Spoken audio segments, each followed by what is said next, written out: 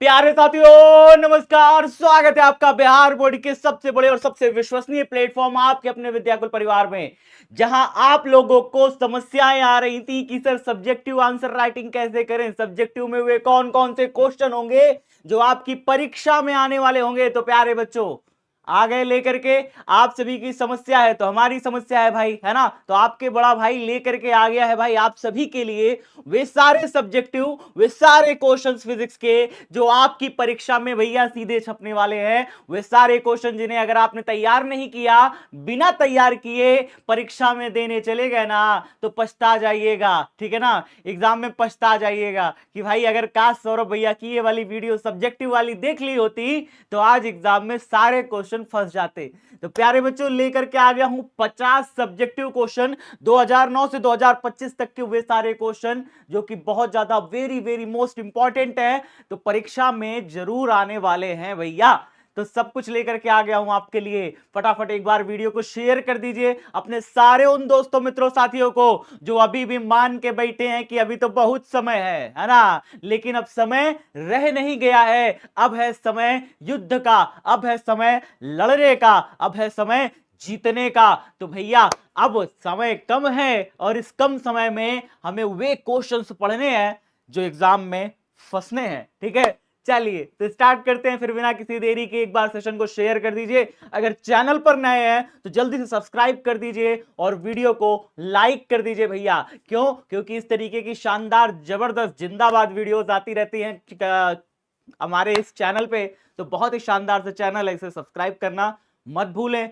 Start करने जा रहा हूं बिना किसी देरी के प्यारे बच्चे उन क्वेश्चंस के साथ, फिर से सुनिएगा, उन क्वेश्चंस के साथ स्टार्ट करने जा रहे हैं जो बहुत बार परीक्षा में पूछे हैं, यानी रिपीटेड सब्जेक्टिव क्वेश्चन से शुरुआत करने जा रहा हूं, ठीक है। Repeated subjective question. Good morning सभी साथियों को। एक बार सभी साथी फटाफट जुड़ जाए, जल्दी जल्दी जुड़ जाइए।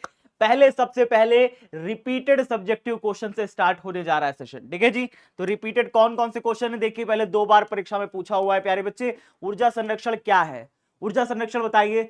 ऊर्जा संरक्षण अगर आपसे पूछ ले तो आप कहिएगा किसी विलगित निकाय में कुल आवेश का बीजगणितीय योग नियत रहता है। कोई एक इसमें ऊर्जा संरक्षण पूछा है ना। वास्तव में आपकी परीक्षा में ऊर्जा संरक्षण और आवेश संरक्षण कहीं कहीं शब्द का इस्तेमाल करके कह देता है आवेश संरक्षण बताइए। हालांकि दोनों अलग अलग चीजें हैं, लेकिन परीक्षा में आवेश संरक्षण पूछ लेता है। देखिए अगर ऊर्जा संरक्षण पूछे तो आप क्या कहिएगा? ऊर्जा संरक्षण पूछिएगा तो कहिएगा किसी विलगित कोई भी बॉडी रखी हुई है तो उसकी जो कुल ऊर्जा होती है वो नियत होती है, यानी ऊर्जा को ना तो उत्पन्न कर सकते हैं और ना ही नष्ट कर सकते हैं। ऊर्जा को सिर्फ एक रूप से दूसरे रूप में स्थानांतरित कर सकते हैं, ट्रांसफर कर सकते हैं, ठीक है ना। उसी प्रकार से आवेश संरक्षण भी है, यानी कि अगर किसी विलगित, विलगित मतलब कोई एक अकेला सा कोई एक आवेश बैठा है, जैसे मान लो ये अकेला पेन रखा हो, इसको किसी ने टच ना किया हो, जैसे देखो अभी तो मैंने टच किया है ना। तो लेकिन अगर ये अकेला हवा में ऐसे उड़ रहा हो पेन तो उसे हम कहेंगे विलगित, ठीक है। विलगित बॉडी है, आइसोलेटेड बॉडी है। तो अगर कोई आइसोलेटेड बॉडी, विलगित बॉडी हो तो उसका जितना भी कुल चार्ज होता है वो कैसा होता है? फिक्स होता है, कांस्टेंट होता है। आवेश को एक रूप से दूसरे रूप में बदल सकते हैं, एक बॉडी से दूसरे बॉडी में ट्रांसफॉर्म कर सकते हैं, स्थानांतरित कर सकते हैं, लेकिन लेकिन लेकिन लेकिन क्या हम इसे नष्ट नहीं कर सकते, हम इसे उत्पन्न नहीं कर सकते। यही है आवेश संरक्षण और ऊर्जा संरक्षण, ठीक है भैया। तो किसी विलगित निकाय में कुल आवेश का बीजगणितीय योग नियत रहता है, अर्थात ब्रह्मांड में कुल आवेश, दुनिया में जितना भी कुल आवेश है वो क्या है? कुल धनावेश और कुल ऋणावेश की मात्रा संरक्षित रहती है। आवेश को ना तो उत्पन्न कर सकते हैं और ना ही नष्ट कर सकते हैं। यहां पे एक लाइन और डाल दीजिएगा, आवेश को ना तो उत्पन्न किया जा सकता है, ना तो उत्पन्न किया जा सकता है, उत्पन्न कर सकते हैं और ना ही नष्ट कर सकते हैं, और ना ही नष्ट कर सकते हैं बाबू, ठीक है। नष्ट कर सकते हैं तो बस बात खत्म। आवेश ना तो उत्पन्न हो सकता है और ना ही नष्ट हो सकता है। क्लियर एकदम, का कहानी खत्म। पर तो 2 नंबर मिलेगा, स्क्रीनशॉट ले लीजिए फटाफट। 2 बार परीक्षा में पूछा हुआ है, वेरी मोस्ट इंपॉर्टेंट टॉपिक है। 2 बार परीक्षा में पूछा हुआ है 2020 2022 में, मोस्ट इंपॉर्टेंट टॉपिक है प्यारे बच्चे। स्क्रीनशॉट फटाफट ले लो, ठीक है। क्या बात है, प्रिंस पांडे ने बिल्कुल सही जवाब दिया है, क्या बात, बहुत बढ़िया। नेक्स्ट क्वेश्चन बताइए। विद्युत फ्लक्स को परिभाषित करें और इसका एसआई मात्रक लिखे। 2019 और 2021 दो बार परीक्षा में रिपीटेड सब्जेक्टिव है, 2 नंबर दे के जाएगा, याद कर लेना। ठीक है भैया, विद्युत फ्लक्स को परिभाषित करिए। क्या होता है? विद्युत क्षेत्र में स्थित किसी काल्पनिक पृष्ठ से अभिलंबवत गुजरने वाली विद्युत बल रेखा की संख्या, है ना। विद्युत क्षेत्र में स्थित किसी काल्पनिक पृष्ठ से लंबवत गुजरने वाली जो विद्युत बल रेखाओं की संख्या होती है, उसे हम क्या कहते हैं? उस पृष्ठ से बद्ध विद्युत फ्लक्स कहते हैं। ठीक है, फॉर्मूला क्या होता है? डी फाई बराबर होता है E vector dot D A vector. ये होता है प्यारे बच्चे फॉर्मूला। इसका एसआई मात्रक क्या होता है? अगर आप इसके एसआई मात्रक की बात करिएगा तो इसका एसआई मात्रक होता है प्यारे बच्चे कितना? बताओ जल्दी से, कितना होता है? जल्दी जल्दी बताओ। E is equal to F upon में क्यू होता है। E की जगह पर कितना होता है? एफ अपॉन में क्यू, यानी कि न्यूटन प्रति में क्यू यानी कि कूलॉम, है ना। E बराबर होता है एफ अपॉन में क्यू, न्यूटन प्रति कूलॉम। और साथ में हमारे पास क्षेत्रफल का मात्रक होता है मीटर स्क्वायर, तो न्यूटन मीटर स्क्वायर प्रति कूलॉम। एक ये मात्रक हो गया। एक मात्रक और होता है प्यारे बच्चे, और क्या एक मात्रक होता है? इसका मात्रक होता है वोल्ट प्रति मीटर। विद्युत क्षेत्र की तीव्रता का एक मात्रक होता है वोल्ट प्रति मीटर, और इसका होता है मीटर स्क्वायर। तो मीटर से मीटर कट गया, बचा वोल्ट मीटर। तो इसके 2 मात्रक हो गए विद्युत फ्लक्स के, एक ये हो गया, एक हो गया न्यूटन मीटर स्क्वायर प्रति कूलम, एक हो गया वोल्ट मीटर। ठीक है, तो विद्युत फ्लक्स के 2 मात्रक हो गए भैया, याद कर लो प्यारे से प्यार से। ठीक है ना।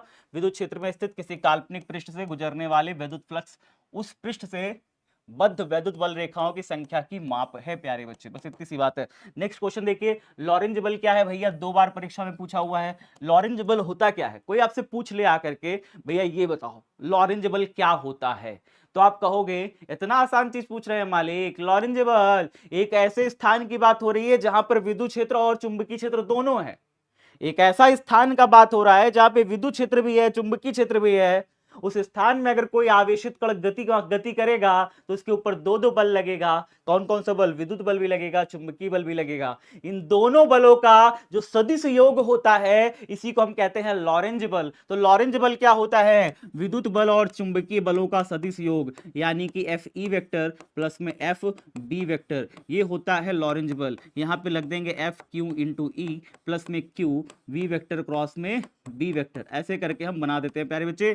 क्यू को कॉमन ले लिया जाता है और साथ में ई वेक्टर प्लस में वी वेक्टर क्रॉस में बी वेक्टर। ये होता है लॉरेंज बल, ये होता है लॉरेंज बल प्यारे बच्चे। बस इतना ही है, बस जो है इतना ही है।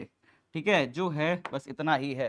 ठीक है, तो यहाँ पे क्या लिखा है? लॉरेंज बल एक विद्युत क्षेत्र में और चुंबकीय क्षेत्र में v वेग के साथ चलते हुए आवेशित कण q पर लगाया गया बल है। आवेशित कण पर संपूर्ण विद्युत चुंबकीय बल, आवेशित कण पर संपूर्ण विद्युत चुंबकीय बल यानी विद्युत बल भी और चुंबकीय बल को लॉरेंज बल कहा जाता है। और इसकी खोज किसने करी थी? डच वैज्ञानिक, भौतिक वैज्ञानिक हेनरिक ए लॉरेंज। मतलब जिस वैज्ञानिक ने खोज करी तो उसी के नाम पे इसे लॉरेंज बल रखा गया है। ठीक है जी, चलिए नेक्स्ट क्वेश्चन बताइए। 2 बार परीक्षा में पूछा गया 2015 2019 में। क्या है शंट? क्या है इसके 2 उपयोग लिखिए। तो शंट आप जानते हैं क्या होता है प्यारे बच्चे? शंट एक निम्न प्रतिरोध होता है, एक छोटा सा प्रतिरोध होता है जो गैल्वेनोमीटर के साथ समांतर क्रम में लगाया जाता है ताकि गैल्वेनोमीटर को जलने से रक्षा करें, है ना। नहीं तो गैल्वेनोमीटर जल जाता है, तो इसकी जलने से बचाने के लिए अगर मान लो बहुत ज्यादा धारा प्रवाहित हो गई गैल्वेनोमीटर में, तो गैल्वेनोमीटर इतना सेंसिटिव होता है, इतना सुग्राही होता है धारा के प्रति कि अगर थोड़ा सा भी धारा बहेगा तो गैल्वेनोमीटर का सुई खड़ाक से भाग जाता है। तो अगर ज्यादा धारा बह गया तो गैल्वेनोमीटर बेचारा जल जाता है। ठीक है ना। तो ज्यादा धारा गैल्वेनोमीटर में ना जाए इसके लिए गैल्वेनोमीटर के साथ ये गैल्वेनोमीटर जैसे मान लो है, इसके साथ समांतर क्रम में एक छोटा सा एक निम्न प्रतिरोध लगाते हैं। इसी को कहते हैं शंट बाबू, इसी को शंट कहते हैं, निम्न प्रतिरोध को। ठीक है, इससे फायदा क्या मिलता है? इससे फायदा ये मिलता है कि गैल्वेनोमीटर में बहुत ज्यादा धारा नहीं बहती। क्या होती है? सारी धारा इससे होकर के चली जाती है, मैक्सिमम धारा, अधिकतम धारा इससे होकर के चली जाती है और थोड़ी बहुत धारा गैल्वेनोमीटर से चली जाती है। तो गैल्वेनोमीटर बेचारा जलता नहीं है, जलने से बच जाता है। तो बस इतनी सी बात है प्यारे बच्चे। तो क्या लिखा है? शंट एक अत्यंत कम प्रतिरोध वाले अवरोधक द्वारा उत्पन्न होता है जो किसी अन्य अवरोधक के साथ समानांतर क्रम से जुड़ा होता है। गैल्वेनोमीटर विशाल धाराओं को मापने के लिए शंट का उपयोग करता है। इसका उपयोग डायोड के रूप में भी किया जाता है। डायोड आप चैप्टर नंबर 14 में पढ़ोगे। ठीक है।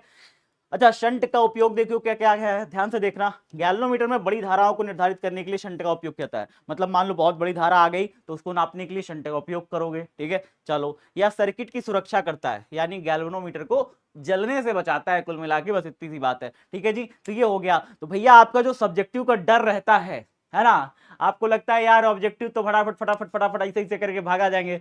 50% ऑब्जेक्टिव है, 50% सब्जेक्टिव है, डरना लाजमी है। अगर नहीं डरिएगा, सब्जेक्टिव की तैयारी नहीं करिएगा ना, तो प्यारे बच्चे कहीं ना कहीं आप खुद को धोखा दे रहे हो, क्योंकि नंबर फिर तो नहीं मिलने वाला। एक परफेक्ट बच्चा, एक टॉपर बच्चा, एक ऐसा बच्चा जो चाहता है अच्छा नंबर आए किसी भी सब्जेक्ट में, तो उसे अपने सब्जेक्टिव की तैयारी को उतना ही स्ट्रांग रखना पड़ेगा जितना वो अपने ऑब्जेक्टिव को ध्यान देता है। बात समझ में आ रहा है। बिना सब्जेक्टिव के आप ये सोचते हैं कि ऑब्जेक्टिव रट मार कर चले जाएंगे और एग्जाम में अच्छा नंबर आ जाएगा, ना प्यारे बच्चे। अच्छा नंबर तभी आएगा जब आप सब्जेक्टिव को भी उतना ही अहमियत दें और अपनी राइटिंग को भी उतना ही अहमियत दें। क्योंकि एग्जामिनर आपकी राइटिंग देख करके कई बार क्या कहता है, कई बार जो एग्जामिनर कहता है भैया इसका राइटिंग इतना सुंदर है, बढ़िया ही लिखा होगा, बढ़िया ही लिखा होगा। वो कई बार पहला दूसरा लाइन पढ़ता है फिर पढ़वे नहीं करता। अच्छी राइटिंग बहुत ज्यादा मैटर करता है प्यारे बच्चे, आपकी परीक्षा में कैसा नंबर आएगा आपका। ठीक है, तो भैया इस पे भी ध्यान देना है आपको। चलिए नेक्स्ट क्वेश्चन देखिए। एक क्षण चुंबक की निरक्षीय स्थिति और अक्षीय स्थिति को समझाएं, 2 बार परीक्षा में पूछा है। तो पहले हम निरक्षीय स्थिति की बात कर लेते हैं। निरक्षीय स्थिति, ठीक है, तो निरक्षीय स्थिति क्या होता है इसके बारे में देख लीजिए। ठीक है, तो बाबू निरक्षीय स्थिति का मतलब होता है कि एक क्षण चुंबक लिया, इसका नॉर्थ पोल इधर, साउथ पोल इधर, बीच में सेंटर O, इससे R दूरी पर ऊपर एक बिंदु है, बिंदु P। ठीक है, यहां पर अगर हम चुंबकीय क्षेत्र की तीव्रता निकालते हैं, ठीक है ना, अगर हम यहां पर चुंबकीय क्षेत्र की तीव्रता निकालते हैं तो आती है B बराबर म्यू नॉट अपॉन में 4 पाई, और कितना होता है M अपॉन में R क्यूब। ठीक है, ये होता है प्यारे बच्चे, ठीक है ना, ये होता है, ये होता है। जहां पे अगर आप सदिश रूप में लिखिएगा तो यहाँ पे माइनस एम वेक्टर आ जाता है, क्यों, क्योंकि चुंबकीय क्षेत्र की तीव्रता नॉर्थ से साउथ की तरफ होती है, और यहाँ पे क्या हो जाएगा, साउथ से नॉर्थ की तरफ हो जाएगा एम की दिशा। एम की दिशा जो होती है वो किधर होती है, दक्षिण से उत्तर की तरफ होती है। एम की दिशा कैपिटल एम है ना, ये कैपिटल एम क्या है, चुंबकीय द्विध्रुव आघूर्ण है ना, तो इसकी दिशा साउथ से नॉर्थ की तरफ होती है, और जो चुंबकीय क्षेत्र की तीव्रता की दिशा होती है वो नॉर्थ से साउथ की तरफ होती है। तो इसलिए यहाँ पे आप बी की डायरेक्शन जब आप निकालोगे, बी की डायरेक्शन निकालोगे तो वो इधर आएगी, बी की डायरेक्शन इधर आती है, बी वेक्टर की डायरेक्शन इधर आएगी बिंदु पी पर, क्योंकि नॉर्थ पोल के कारण जो दिशा आती है वो इधर आती है बी एन वेक्टर, और साउथ पोल के कारण जो दिशा आती है वो नीचे की तरफ आती है बी एस वेक्टर। इन दोनों के परिणामी जो दिशा होती है वो इधर होती है, इन दोनों की परिणामी दिशा इधर होती है। ठीक है, चलिए सर, ये तो हो गया निरक्षीय स्थिति में। अब बात आती है सर अक्षीय स्थिति में क्या होता है। तो अक्षीय स्थिति यानी कि एक्सियल स्टेट में क्या होता है, अक्षीय स्थिति में क्या होता है बाबू, उसे बड़े ध्यान से समझना। अक्षीय स्थिति में होता क्या है कि बाबू यहाँ पे एक हमने रखा नॉर्थ पोल और साउथ पोल, इसके बीच में हमने रख दिया सेंटर पॉइंट। अब यहाँ से R दूरी पर यहाँ पे कोई बिंदु P ले लिया, ठीक है, सेंटर से इसकी दूरी है R। ठीक है, यहां पर अगर आप चुंबकीय क्षेत्र की तीव्रता निकालते हो तो B बराबर हो जाएगा म्यू नॉट अपॉन में 4 पाई, और कितना हो जाएगा 2m अपॉन में R क्यूब। बताइए कितना होगा, 2m अपॉन में R क्यूब प्यारे बच्चे। तो अक्षीय स्थिति में इसके सेंटर से R दूरी पर बिंदु P पर चुंबकीय क्षेत्र की तीव्रता इतनी होगी, और निरक्षीय स्थिति में इसके सेंटर से R दूरी पर बिंदु P पर चुंबकीय क्षेत्र की तीव्रता इतनी होगी। ये हमारे एग्जाम में 2 नंबर में पूछ लेता है, लेकिन 2 नंबर में पूछेगा तो डायग्राम के साथ बनाओगे, ये नहीं बिना डायग्राम के लिख दिए, बिना डायग्राम के लिखोगे नंबर नहीं मिलेगा। ठीक है ना, जब भी आप हल करो, जब भी आप उत्तर लिखो, तो अगर क्वेश्चन में डायग्राम है, फिजिक्स देखो, फिजिक्स इज ऑल अबाउट कि तुम डायग्राम कितना जानते हो, तुम चीजों को समझते कितना हो, और समझ रहे हो तो समझा कितना पा रहे हो।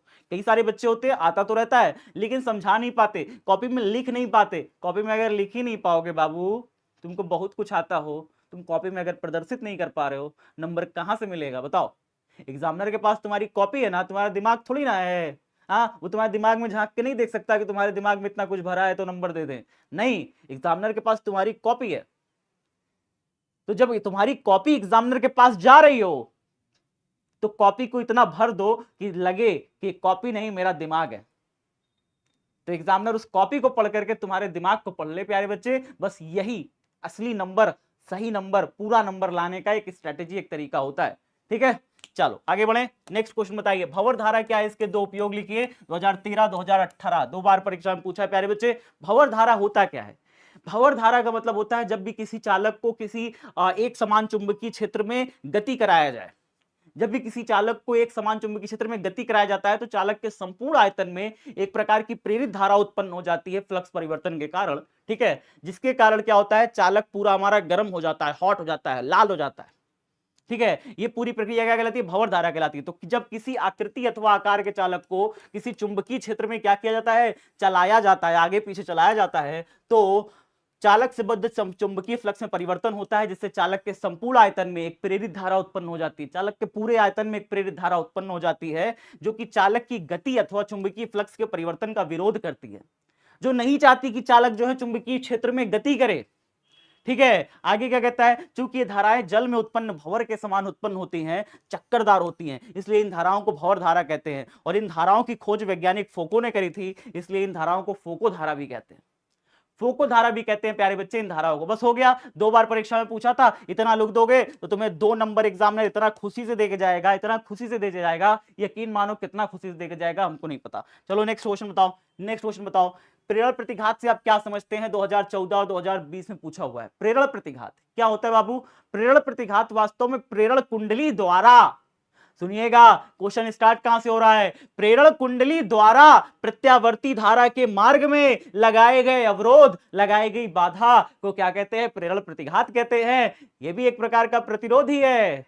इसका मात्रक क्या होता है? ओम ही होता है। इसको प्रदर्शित एक्सएल से करते हैं और इसका जो फॉर्मूला होता है एक्सएल बराबर ओमेगा एल होता है। इतना चीज लिख देना है, काम खत्म। तो प्रेरण प्रतिघात क्या होता है? प्रेरण कुंडली का एक ऐसा गुण होता है जिसके कारण वह प्रत्यावर्ती धारा में होने वाले परिवर्तन का विरोध करता है।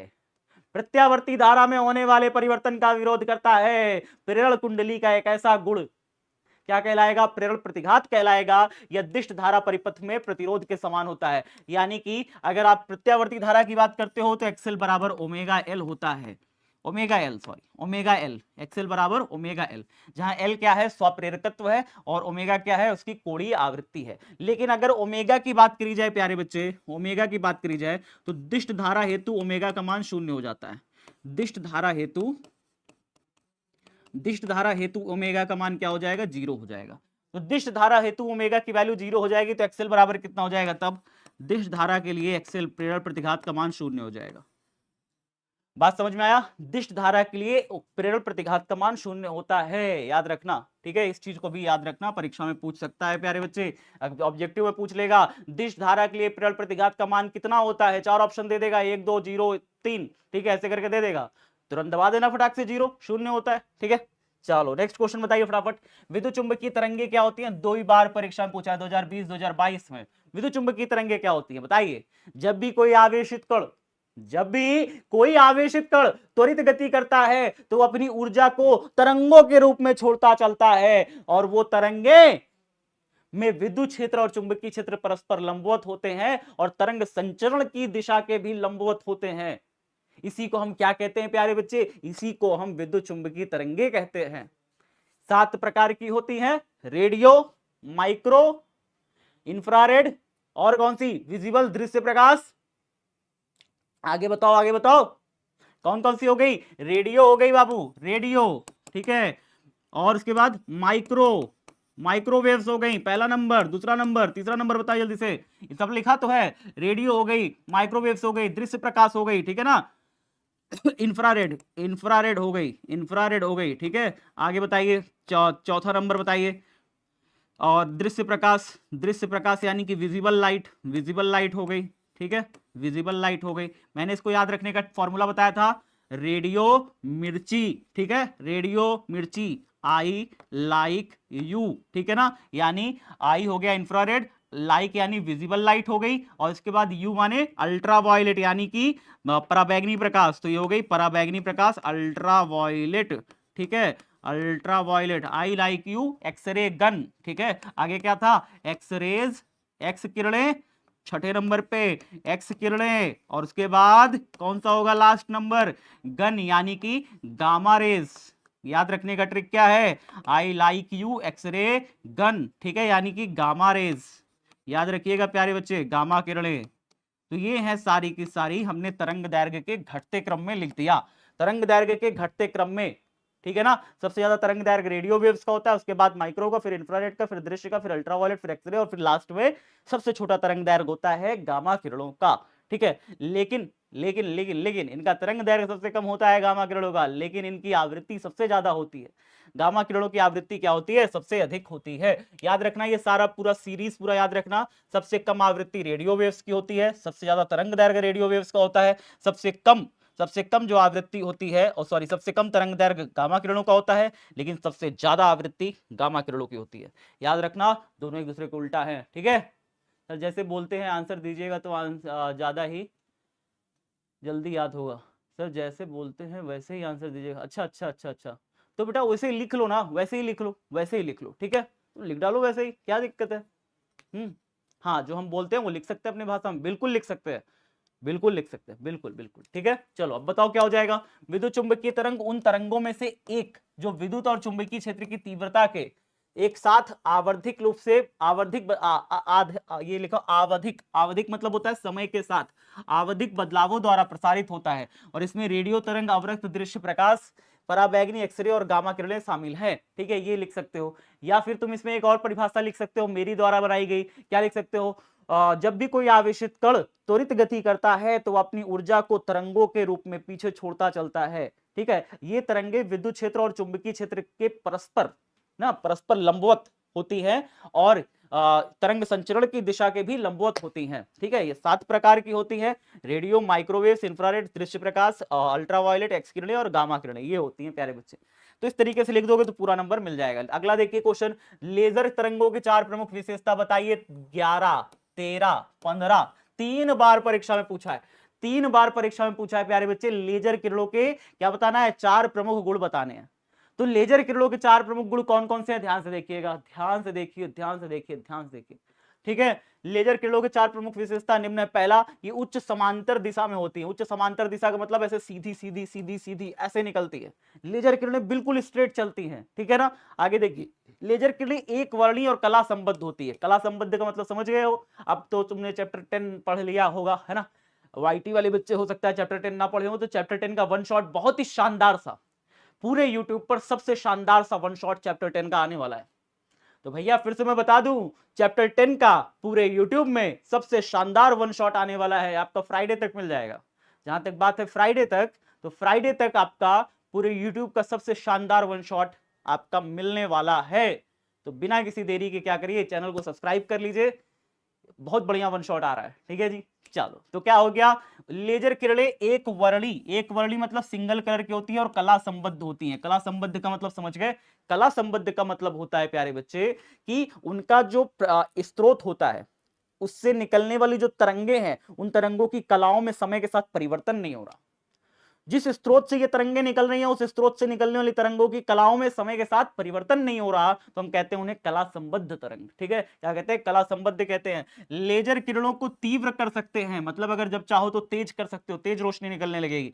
लेजर किरणें दूसरे स्रोत की अपेक्षा अधिक तीव्रता रखती हैं। इनकी जो तीव्रता होती है, इनकी जो चमक होती है, वो बाकी दूसरे चीजों से ज्यादा होती है, ठीक है ना? तो ये 4 पॉइंट आपको लिख लेने हैं और नंबर मिलेंगे पूरे 2। कितने नंबर मिलेंगे? 2 नंबर परीक्षा में। डन। नेक्स्ट क्वेश्चन बताइए क्या हो जाएगा।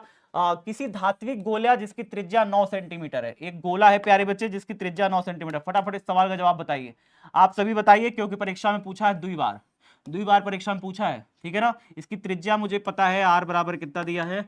9 सेंटीमीटर। मीटर में चेंज करेंगे तो 9 × 10 की घाते -2 मीटर आ जाएगा, इस तरीके से। आगे क्या कहता है? 4 × 10 की घाते -6 कूलम का आवेश दिया जाता है, तो आवेश जो इसको दिए हो Q बराबर कितना है? 4 × 10 की घाते -6 कूलम का है, ठीक है ना? आगे कहता है कि चालक की वैद्युत स्थितिज ऊर्जा बताइए। तो वैद्युत स्थितिज ऊर्जा बताने के लिए बताइए जल्दी से, वैद्युत स्थितिज ऊर्जा कितना हो जाएगा? वैद्युत स्थितिज ऊर्जा का जो फॉर्मूला होता है, U बराबर होता है Q² 2C, ये फॉर्मूला होता है। Q² 2C ये फॉर्मूला है। अच्छा सर, तो कैसे निकालेंगे फिर? हमको तो सी नहीं पता है। तो प्यारे बच्चे बड़ा आसानी से निकाल लेंगे। क्यू का स्क्वायर करो, 4 का स्क्वायर करोगे कितना हो जाएगा? 16। 10 की घाते -6 का स्क्वायर करोगे -12। ऊपर तो स्क्वायर हो गया, ऊपर क्यू का स्क्वायर हो गया, नीचे बताइए 2 × सी की जगह पता है क्या रखते हैं? 4πε0r, ये रखते हैं 4πε0r। सी की जगह हम लोग रखेंगे ऐसे, क्योंकि मेरे पास जो चालक गोला है उसकी धारिता निकालेंगे कैसे? चालक गोला की धारिता तो हम ऐसे ही निकालते हैं, सी बराबर 4πε0r। जो बच्चा कह रहा है ना सर भाई बाय बाय बाय बाय कह के निकल जा रहे हो 15 दिन के बाद, भैया 15 दिन के बाद सारा कुछ जा चुका होगा तुम्हारे हाथों से। दिवाली आ चुकी होगी, दशहरा आ चुका होगा, दशहरा तो जा चुका है, दिवाली आ चुकी होगी, सारे त्योहारों में बिजी हो जाओगे, तुम्हारी पढ़ाई नहीं हो पाएगी, यकीन मानो। अगर तुम आज भी ये सोचते हो कि दिवाली बाद पढ़ेंगे, दिवाली बाद किताब उठेगी, तो प्यारे बच्चे तुमने बहुत ऑलरेडी देर कर दी है। अब तो देर मत करो, अब तो पढ़ो मन लगा के। आपका अगर कोई दोस्त भी हो इस समय तो सीजन ऐसा चल रहा है, इस समय तो मौसम ऐसा चल रहा है कि अगर मेरा कोई दोस्त भी है, वो भी खेल रहा है, तो भी मैं उसे बताऊं कि नहीं भाई खेल मत, एग्जाम आने वाला है, पढ़ ले, अब तो पढ़ ले। तो ये है प्यारे बच्चे, बात समझ में आ गई। चलो नेक्स्ट बताइए, तो यहाँ पे कितना हो जाएगा, u बराबर हो जाएगा प्यारे बच्चे 16 गुणे 10 की घाते माइनस का 12 और बटे में कितना हो गया भैया 4 से, इसको तो ऐसे करो ना, 4 पे एप्सिलॉन नॉट पता है ना कितना कैसे होता है, r बटे में 9 गुणे 10 की घाते 9, ये तो ऐसे लिखा जाता है, ये तो ऐसे 4 पाई एप्सिलॉन नॉट नीचे आएगा तो इसके 9 गुणे 10 की घाते 9 हो जाएगा। चलो सर आगे बताओ फिर सॉल्व कैसे करोगे। सॉल्व क्या करना है, 2 से 16 काटो 8 बार में और 9 भागे में घूम के ऊपर चला जाएगा, तो कितना हो जाएगा 9 8 जा 72, 9 8 जा कितना हो गया 9 8 72 हो गया, गुणे में 10 की घाते प्लस 9 है, 10 की घाते प्लस 9 है, ऊपर चला गया तो प्लस 9 ही रहेगा। देखो बटे के बटे में है ना, तो जस का तस ये ऊपर जाएगा, याद रखना, ये नहीं है कि प्लस 9 है तो ऊपर जाएगा माइनस 9 हो जाएगा ना, बटे के बटे में कोई चीज है तो जैसे है वैसे ही ऊपर चला जाएगा। 10 की घाते माइनस 12 प्लस 9, ठीक है, और बटे में कितना हो जाएगा यार बच्चे, बटे में बचेगा आर, आर का मान कितना, आर का मान है इतना 9 गुणे 10 की घाते माइनस का 2, माइनस का 2। सॉल्व करो इसे, 9 8 जा 72, 9 8 जा 72 कितनी बार में कट जाएगा प्यारे बच्चे, 8 बार में कट जाएगा, ठीक है।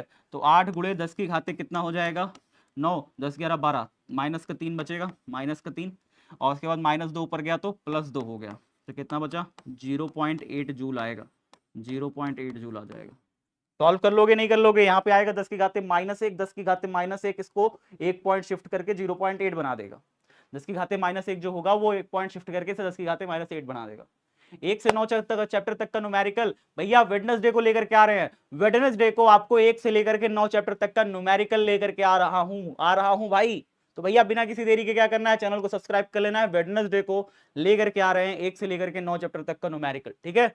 लेकिन शेयर करोगे आप सभी, न्यूमेरिकल के जितने भी दीवाने हो भाग मत जाना, वो न्यूमेरिकल लेकर आऊंगा जो परीक्षा में आएगा, तो भागना मत, सीखना। 1 1.5 घंटा दे देना, उस 1 1.5 घंटा में तुमको सारा न्यूमेरिकल सिखा के जाऊंगा, ठीक है। भागना मत, पूरे बिहार में तुम्हें कोई न्यूमेरिकल करा नहीं रहा होगा, तो भागना मत प्यारे बच्चे, न्यूमेरिकल सीखना है तो हम सिखाएंगे, हम अच्छे से कराएंगे, बस आप भागना मत, ठीक है ना।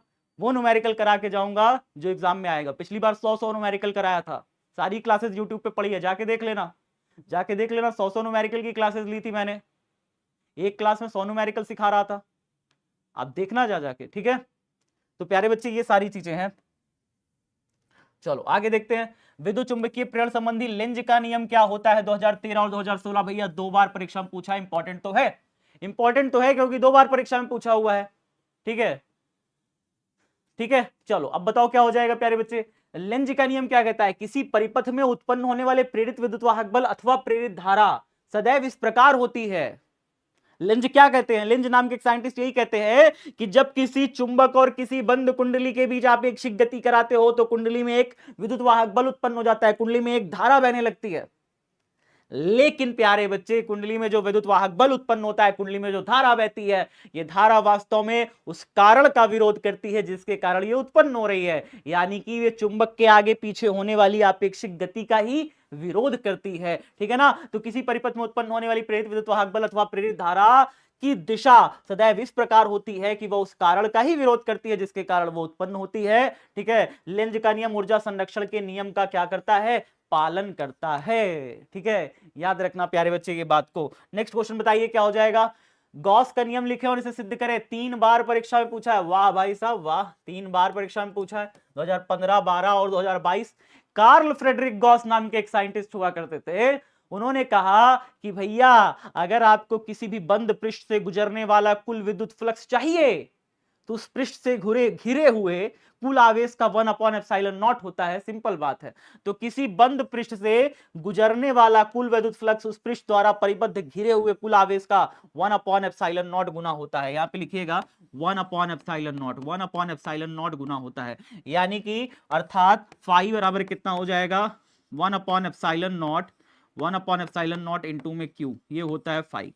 फाई बराबर ये होता है प्यारे बच्चे। तो किसी भी बंद पृष्ठ से गुजरने वाला विद्युत फ्लक्स, क्या इसमें डायग्राम बना सकते हैं? बिल्कुल बना सकते हैं प्यारे बच्चे। एक बंद पृष्ठ मान लेना, एक बंद पृष्ठ मान लेना, डायग्राम बन जाएगा। इसमें प्लस क्यू अंदर मान लेना भैया। इस छोटे से क्षेत्रफल से गुजरने वाला अगर तुम विद्युत फ्लक्स निकालोगे तो इससे होकर के विद्युत क्षेत्र की तीव्रता इधर की दिशा में है, और यहाँ पे जो छोटा सा क्षेत्रफल है इसकी दिशा डीए वेक्टर भी इधर की दिशा में है।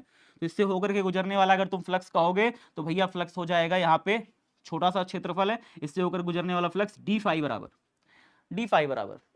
कितना हो जाएगा? ई डी ए हो जाएगा। पूरे पृष्ठ से गुजरने वाला कुल फ्लक्स कितना हो जाएगा? फाई बराबर 1/ε0 इंटू क्यू। पूरे पृष्ठ से गुजरने वाला विद्युत फ्लक्स फाई बराबर 1/ε0 इंटू क्यू, ये होता है प्यारे बच्चे। बस बात खत्म। ठीक है, डन।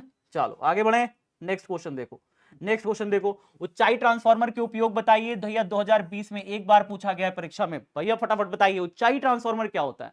सर हमको पता है ऊंचाई ट्रांसफार्मर क्या होता है। एक ऐसा ट्रांसफार्मर जो हाई वोल्टेज की करंट को, हाई वोल्टेज जानते हैं, या फिर अगर वोल्टेज की बात करें तो जो लो वोल्टता रहता है, आप ऐसे कह सकते हैं, जब वहां पे बनता है ना, मान लो बिजली जहां बिजली बनता है वहां पे लगाते हैं ऊंचाई ट्रांसफार्मर। जहां बिजली बनता है वहां पे ऊंचाई ट्रांसफार्मर लगाते हैं। तो होता क्या है कि वहां पे कम वोल्टेज का बिजली बनता है, ऊंचाई ट्रांसफार्मर इसको ज्यादा वोल्टेज का बना देता है। तो कम वोल्टेज का बिजली जब ऊंचाई ट्रांसफार्मर के अंदर जाता है तो ज्यादा वोल्टेज का बन जाता है, इसी को कहते हैं ऊंचाई ट्रांसफार्मर। क्या लिखेंगे? ऊंचाई ट्रांसफार्मर निम्न विभव कम वोल्टेज वाली प्रबल प्रत्यावर्ती धारा। जो कम वोल्टेज वाली धारा होगी ना वो प्रबल प्रत्यावर्ती धारा होती है, और जो उच्च वोल्टेज वाली होती है ना वो निम्न प्रत्यावर्ती धारा होती है। तो जो कम वोल्टेज वाली होती है प्रबल प्रत्यावर्ती धारा, उसको उच्च विभव वाली निर्बल प्रत्यावर्ती धारा में परिवर्तित करता है। कौन? ऊंचाई ट्रांसफार्मर। ठीक है, याद रखना, यही लिखोगे। याद नहीं रहेगा तो लिख नहीं पाओगे, याद कर लो। ठीक है, निम्न विभव वाली प्रबल प्रत्यावर्ती धारा को उच्च विभव वाली निर्बल या दुर्बल प्रत्यावर्ती धारा में परिवर्तित करने का काम कौन करता है? ऊंचाई ट्रांसफार्मर करता है। इन ट्रांसफार्मर में प्राथमिक कुंडली की तुलना में द्वितीयक कुंडली में फेरों की संख्या अधिक होती है। ठीक है, इसको चाहो तो डायग्राम बना करके ऐसे फटाफट दिखा भी सकते हो भैया। फटाफट ऐसे डायग्राम बना देना, और डायग्राम बना के चाहो तो क्या कर देना, दिखा भी देना। ठीक है, फटाफट से काम है, बहुत जल्दी जल्दी काम होता है, लेकिन बच्चा क्या करता है, आलस कर जाता है डायग्राम बनाने में। तो डायग्राम बनाने में कभी आलस मत करना बाबू, ऐसे ऐसे करना, इधर ऐसे ऐसे कर देना। ठीक है, इधर यहाँ पे दिखा देना इनपुट करें, इनपुट वोल्टेज, यहाँ पे हो गया आउटपुट वोल्टेज, यहाँ से आउटपुट निकल रहा है। ठीक है ना, तो यहाँ पे क्या दिखाओगे, कहोगे भैया इसमें फेरों की संख्या जो है वो हम कह देंगे n1, और इसमें फेरों की संख्या कितनी है, ये है n2। तो क्या कह रहा है, ठीक है ना, इस ट्रांसफार्मर प्राथमिक कुंडली की तुलना में द्वितीयक कुंडली में फेरों की संख्या अधिक होती है, तो n1 कम और n2 ज्यादा। बस ऐसे दिखा देना, बस इतना कर दोगे तो नंबर तुम्हारा एग्जामिनर काटेगा क्या? कोई नंबर काटेगा क्या? 2 नंबर की क्वेश्चन में बच्चे ने अगर इतना कर दिया जल्दी जल्दी, नंबर नहीं काटेगा एग्जामिनर। ठीक है, चलो नेक्स्ट क्वेश्चन बताओ। अर्धचालक क्या है भैया? अर्धचालक एक ऐसा पदार्थ होता है, आप कह सकते हैं कुछ ऐसे पदार्थ होते हैं जिनकी चालकता चालकों से तो कम होती है लेकिन अचालकों या कुचालकों से ज्यादा होती है, उन्हें हम कहते हैं अर्धचालक। एग्जाम्पल दीजिएगा तो लिखिएगा जर्मेनियम और सिलिकॉन। ठीक है ना, तो क्या लिखिएगा, ऐसे पदार्थ जिनकी चालकता चालकों से कम लेकिन कुचालकों से ज्यादा होती है, और ताप बढ़ाने पर जिनका प्रतिरोध घटता है। ताप बढ़ाइएगा तो इनका प्रतिरोध क्या होगा, कम होगा। ठीक है ना, ठीक है, और चालकता बढ़ती है, अर्धचालक कहलाते हैं। उदाहरण इसमें क्या लिखेगा, जर्मेनियम और सिलिकॉन। अगर चाहिएगा कि उदाहरण लिख दे, उदाहरण में लिखेगा जर्मेनियम और सिलिकॉन। ठीक है, सिलिकॉन, ये हो गया इसका उदाहरण बाबू। ठीक है जी, आदि लगा दीजिएगा। चलिए नेक्स्ट क्वेश्चन बताइए। प्रकाश वर्ष क्या है, 2020 में पूछा हुआ है। तो प्रकाश वर्ष माने पता है क्या होता है, मतलब आप कह सकते हैं प्रकाश द्वारा एक वर्ष में चली गई दूरी को एक प्रकाश वर्ष कहते हैं। प्रकाश द्वारा एक वर्ष में चली गई दूरी को एक प्रकाश वर्ष कहते हैं। Sir long question first book का कराइए, करा देंगे जी, करा देंगे, परेशान क्यों हो रहे हो, करा देंगे, सब कुछ करा देंगे आप जो कह रहे हो। ठीक है सर, अध्याय 3 से महत्वपूर्ण डेरिवेशन लाइए। अध्याय 10 में महत्वपूर्ण, अच्छा 1 से 10 तक के महत्वपूर्ण डेरिवेशन और न्यूमेरिकल की क्लास अलग अलग आएगी। डेरिवेशन की क्लास हम लेकर के आए कल की, सॉरी वेडनेसडे को। तो वेडनेसडे को जो क्लास आएगी ना वो आएगी न्यूमेरिकल की क्लास। तो पहले न्यूमेरिकल की आ जाएगी, फिर डेरिवेशन की एक ला देंगे। ठीक है, या फिर आप जैसा कहो, आप अगर चाहते हो कि पहले डेरिवेशन की क्लास आ जाए तो कमेंट बॉक्स में आज बताइएगा कि सर पहले डेरिवेशन की क्लास ला दीजिए। तो जो भी क्लास आप पहले कहोगे वो क्लास पहले आ जाएगी। वेडनेसडे को आप जो भी क्लास कहोगे कि सर डेरिवेशन की क्लास ला दीजिए या न्यूमेरिकल की क्लास ला दीजिए, हम लेकर के आ जाएंगे भाई, हम लेकर के आ जाएंगे आपके लिए।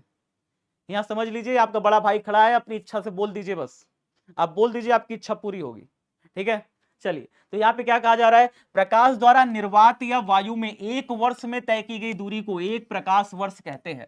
1 प्रकाश वर्ष कहते हैं। तो बाबू क्या हो जाएगा 1 प्रकाश वर्ष, प्रकाश द्वारा 1 वर्ष में चली गई दूरी, कितना चलता है प्रकाश 1 साल में, तो इसको कहते हैं लाइट ईयर। तो 1 लाइट ईयर बराबर होता है 9.46 इंटू 10⁻15 मीटर, 10⁻15 मीटर। इतना मीटर चलता है प्रकाश 1 वर्ष में, याद कर लेना प्यारे बच्चे, बहुत आसान है। ठीक है ना, 9.46 इंटू 10⁻15 मीटर इतना चलता है एक light year. Light year short form, full form कहते हैं इसको लाइट ईयर, प्रकाश वर्ष। एक प्रकाश वर्ष क्या होता है, निर्वात या वायु में 1 वर्ष में प्रकाश द्वारा तय करी गई दूरी क्या कहलाता है, प्रकाश वर्ष कहलाता है। चलो नेक्स्ट क्वेश्चन बताओ, बायोसेवर्ट का नियम लिखें भैया, 2021 से पूछा है भैया। एक अनंत लंबाई के चालक तार की किसी, ठीक है ना, किसी, यहां पर हम लोग क्या लेते हैं, यहां पे हम लोग एक टुकड़ा लेते हैं, एक हम लोग लेते हैं खंड, ठीक है ना। तो किसी भी अनंत लंबाई के चालक के तार पे हम किसी भी खंड ले लिया और ये चालक तार में क्या बह रही है, धारा बह रही है, ठीक है ना। अब इस खंड के कारण इस डीएल सूक्ष्म अवयव कह सकते हो, सूक्ष्म खंड कह सकते हो। तो अनंत लंबाई के चालक तार में सूक्ष्म खंड जिसमें से धारा आई बह रही है, उससे आर दूरी पर तार के निकट किसी बिंदु पी पर अगर आप चुंबकीय क्षेत्र की तीव्रता निकालते हो तो चुंबकीय क्षेत्र की तीव्रता डीबी कुछ कारकों पर निर्भर करती है। जैसे निर्भर करती है चालक में बहने वाली धारा आई पर, जैसे निर्भर करती है यहां पर चुंबकीय क्षेत्र की तीव्रता इस अल्पांश लंबाई डीएल पर, ठीक है ना। कितनी छोटी सी लंबाई आपने ली है, इस अल्पांश लंबाई डीएल पे निर्भर करती है। अच्छा, तीसरी चीज किस पे निर्भर करती है, तीसरी चीज निर्भर करती है तार से जो दूरी है बिंदु पी की, इस दूरी आर के वर्ग के व्युत्क्रमानुपाती होती है, दूरी आर के वर्ग के व्युत्क्रमानुपाती होती है प्यारे बच्चे। और क्या होता है, और होता है यहाँ पे अल्पांश और मिलाने वाली दूरी के बीच जो कोण बनता है थीटा, इस कोण की ज्या के अनुक्रमानुपाती होता है, इस कोण की ज्या यानी कि साइन थीटा के अनुक्रमानुपाती होता है। इन चारों समीकरणों से मिल करके एक समीकरण बनता है डीबी डायरेक्टली प्रोपोर्शनल टू, भैया आई ऊपर रह गया डीएल साइन थीटा और नीचे क्या रह गया, नीचे रह गया आर स्क्वायर। तो जब बराबर करेंगे तो क्या आ जाएगा, बराबर करेंगे तो प्यारे बच्चे यहाँ पे म्यू 0/4 पाई आ जाता है। जब बराबर करते हैं तो dB बराबर आ जाएगा म्यू 0/4 पाई और क्या आ जाएगा I D L sine theta upon में आर स्क्वायर। बस हो गया, ये हो गया प्यारे बच्चे, हो गया, बस हो गया, हो गया, हो गया, हो गया, कहानी खत्म। तो डेरिवेशन की पहले क्लास लाई जाए, अरे क्या बात है, तो ज्यादा यहाँ पे मिला है डेरिवेशन को, एक बार शेयर कर दोगे वीडियो, फिर यही बात पे जब तक देखो शेयर नहीं करोगे इस वीडियो पे, अगर तुमने लाया नहीं आज 10,000 लाइक, 10,000 लाइक चाहिए इस वीडियो पे, है ना, इतना लाइक चाहिए, लाइक चाहिए। अगर तुम शेयर नहीं करोगे इस वीडियो को नहीं आएगा डेरिवेशन का क्लास। शेयर करो दबा के, पहले शेयर करो फटाफट, ठीक है। हम जिम्मेदारी निभा रहे हैं, आप भी जिम्मेदारी निभाओ, शेयर कर दो सबको। चलो जरा फटाफट अगला बताओ, नेक्स्ट क्वेश्चन। प्रकाश के पूर्ण आंतरिक परावर्तन के लिए क्या कहा जा रहा है, प्रकाश के पूर्ण आंतरिक परावर्तन के लिए आवश्यक शर्तों को लिखे। पूर्ण आंतरिक परावर्तन आपको पढ़ाया गया है चैप्टर 9 में, पूर्ण आंतरिक परावर्तन पढ़ाया गया है। क्या पढ़ाया गया बाबू, पढ़ाया ये गया कि ऊपर है माध्यम सघन और नीचे है माध्यम विरल, ऊपर है माध्यम सघन, नीचे है माध्यम विरल। जब भी कोई प्रकाश किरण सघन से विरल में आती है तो अगर वो क्रांतिक कोण से ज्यादा कोण पर टकराती है ना, तो क्या होता है प्यारे बच्चे, वो दूसरे माध्यम में जाने के बजाय पहले ही माध्यम में वापस लौट आती है। इस पूरी घटना को क्या कहते हैं, इस पूरी घटना को कहते हैं पूर्ण आंतरिक परावर्तन। और इसके लिए जो शर्त होती है वो यही होती है कि प्रकाश किरण सघन से विरल में जाए, पहली शर्त, और प्रकाश किरण क्रांतिक कोण से ज्यादा कोण पर आपतित हो रही हो, दूसरी शर्त।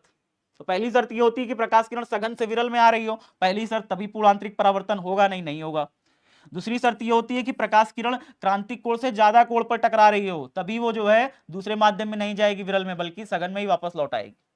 बात समझे, तो यही होता है प्यारे बच्चे, प्रकाश किरण को सघन से विरल माध्यम में जाना चाहिए, पहला चीज। आपतन कोण के मान को क्रांतिक कोण के मान से हमेशा अधिक होना चाहिए, दूसरा चीज, तब है यहाँ पे पूर्ण आंतरिक परावर्तन देखने को मिलेगा।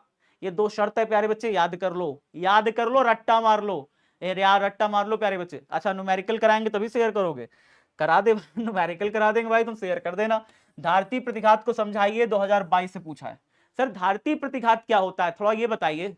धारती प्रतिघात, अरे यार, संधारित्र द्वारा प्रत्यावर्ती धारा के मार्ग में लगाई गई बाधा। संधारित्र नहीं चाहता कि प्रत्यावर्ती धारा का मान बदले, ठीक है ना, तो इसे एक्सी कहते हैं। विद्युत ऊर्जा को संधारित करने वाले उपकरण को संधारित्र कहते हैं, है ना।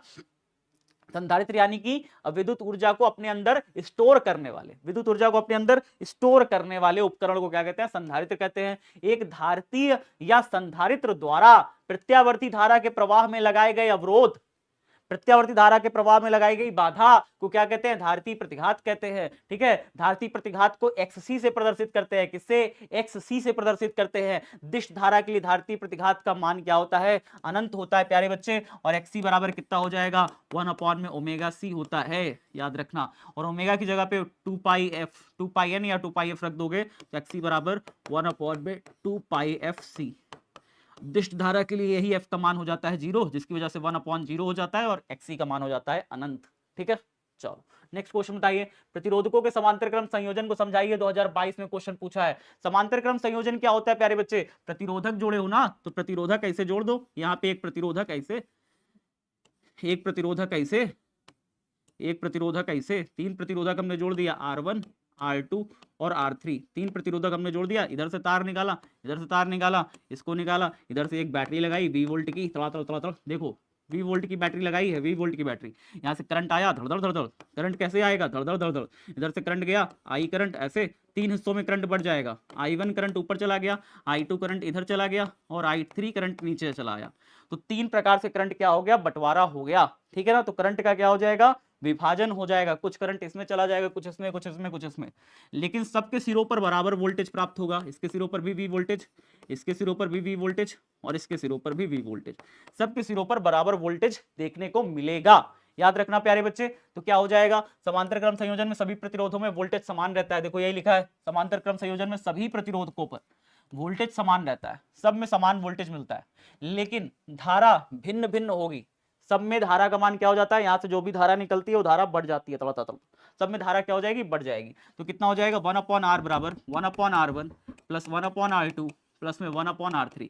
इस तरीके से इसका फॉर्मूला निकल के आता है। बस इतना ही करना है प्यारे बच्चे, बस नंबर मिल जाएगा। चुंबकीय फ्लक्स की परिभाषा दीजिए और SI मात्रक लिखिए। 2022 से पूछा है। चुंबकीय फ्लक्स क्या होता है प्यारे बच्चे? जरा बताओ। चुंबकीय फ्लक्स कोई आपसे पूछ ले, चुंबकीय फ्लक्स क्या हो जाएगा? डेरिवेशन करा दें? डेरिवेशन हलुआ लिख रही है पूजा कुमारी दीदी, तो क्या करा? न्यूमेरिकल करा दें? सर आप जो बोलते हैं सेम वही सेम बोर्ड पे लिखिए। अच्छा, हम जो बोलते हैं, जो हम बोल रहे हैं वो आप कॉपी में लिख लीजिए भाई। सब चीज एक ही तो है, अलग अलग थोड़ी ना है।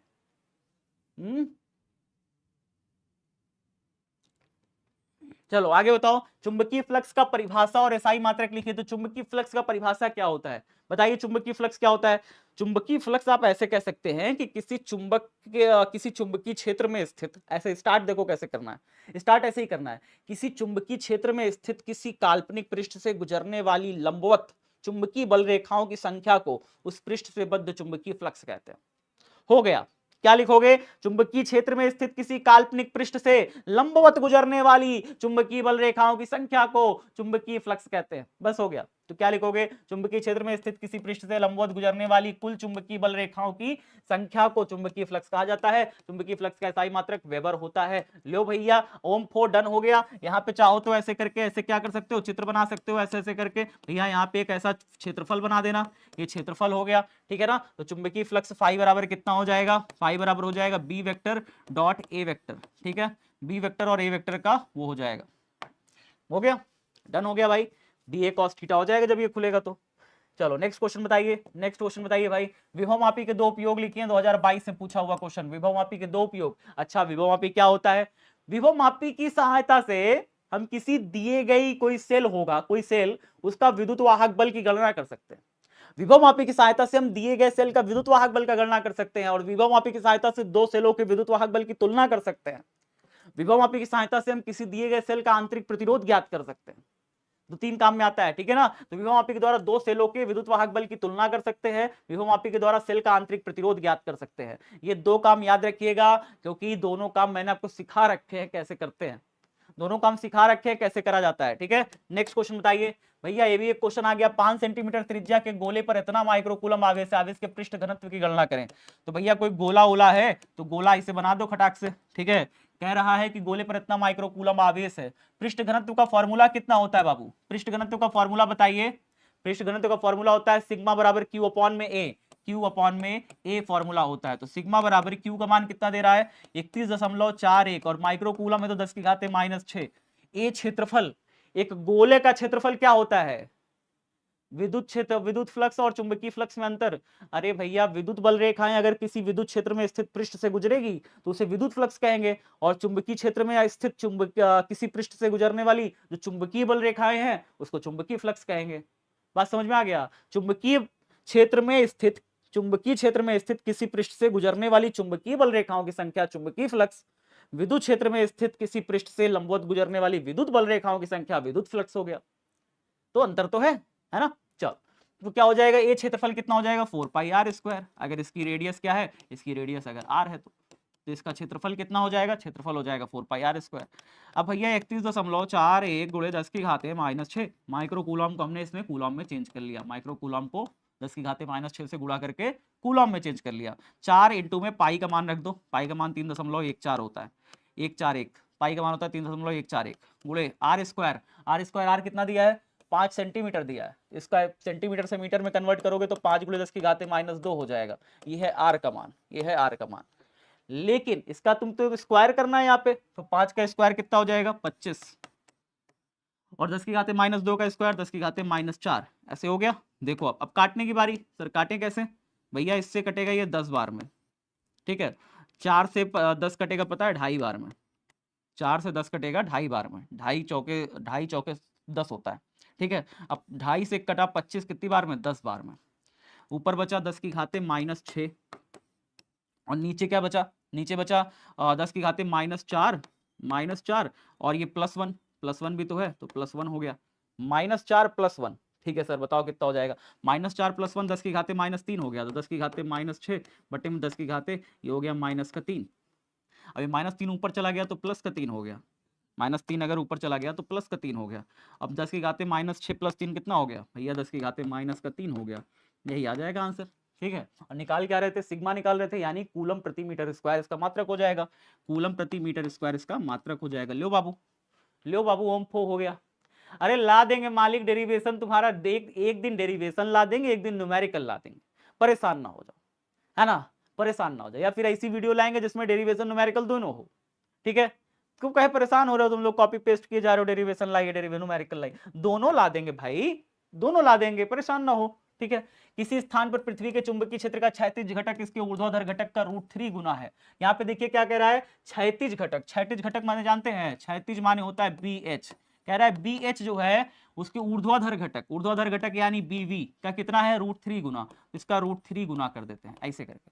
BH जो होता है √3 गुना होता है BV का, ठीक है। तो कह रहा है बताइए नति कोण का मान कितना होगा, थीटा का मान कितना होगा। तो भैया ये √3 है ना, √3 को इधर ही रखकर इधर लेते आइए, तो BH बटे में √3 आ गया, बराबर कितना हो गया BV।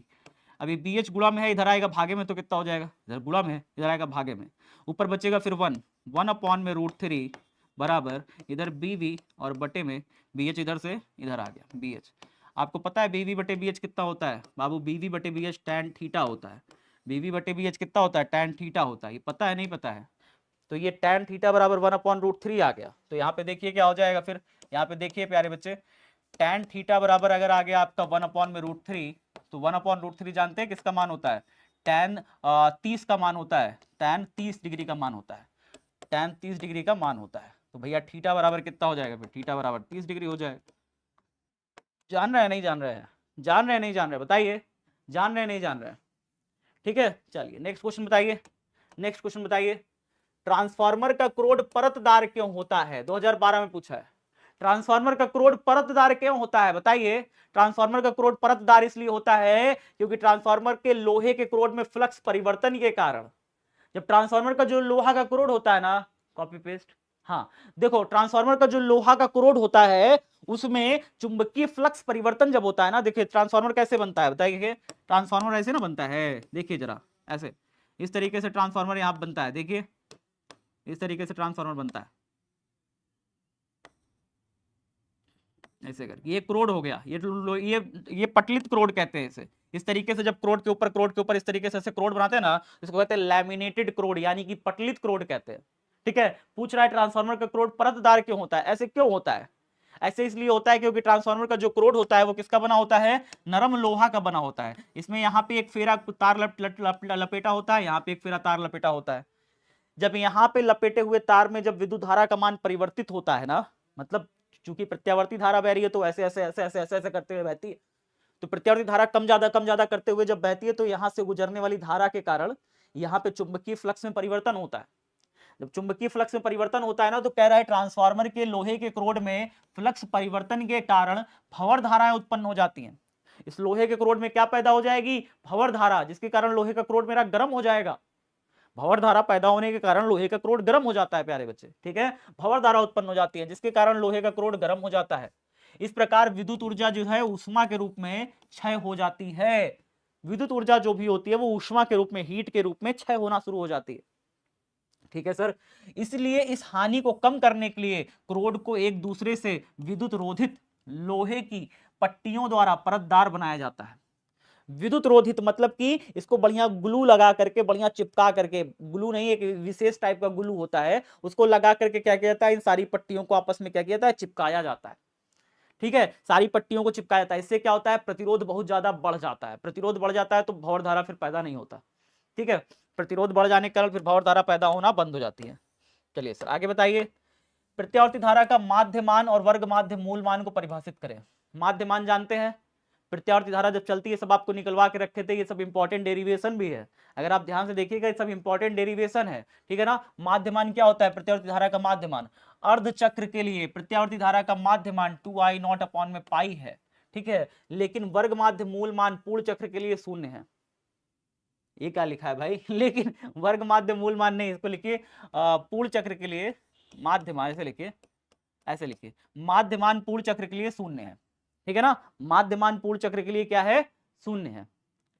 वर्ग माध्य मूल मान शून्य नहीं होता पूर्ण चक्र के लिए, ठीक है। लेकिन वर्ग माध्य मूल मान अगर आप निकालते हैं, वर्ग माध्य मूल मान, तो IRMS बराबर कितना होता है, 2I0 अपॉन में पाई के, सॉरी कितना होता है वर्ग माध्य मूल मान, ये होता है I0 अपॉन में √2 के बराबर होता है। यानी धारा का शिखर मान बटे में √2 से भाग कर देते हैं।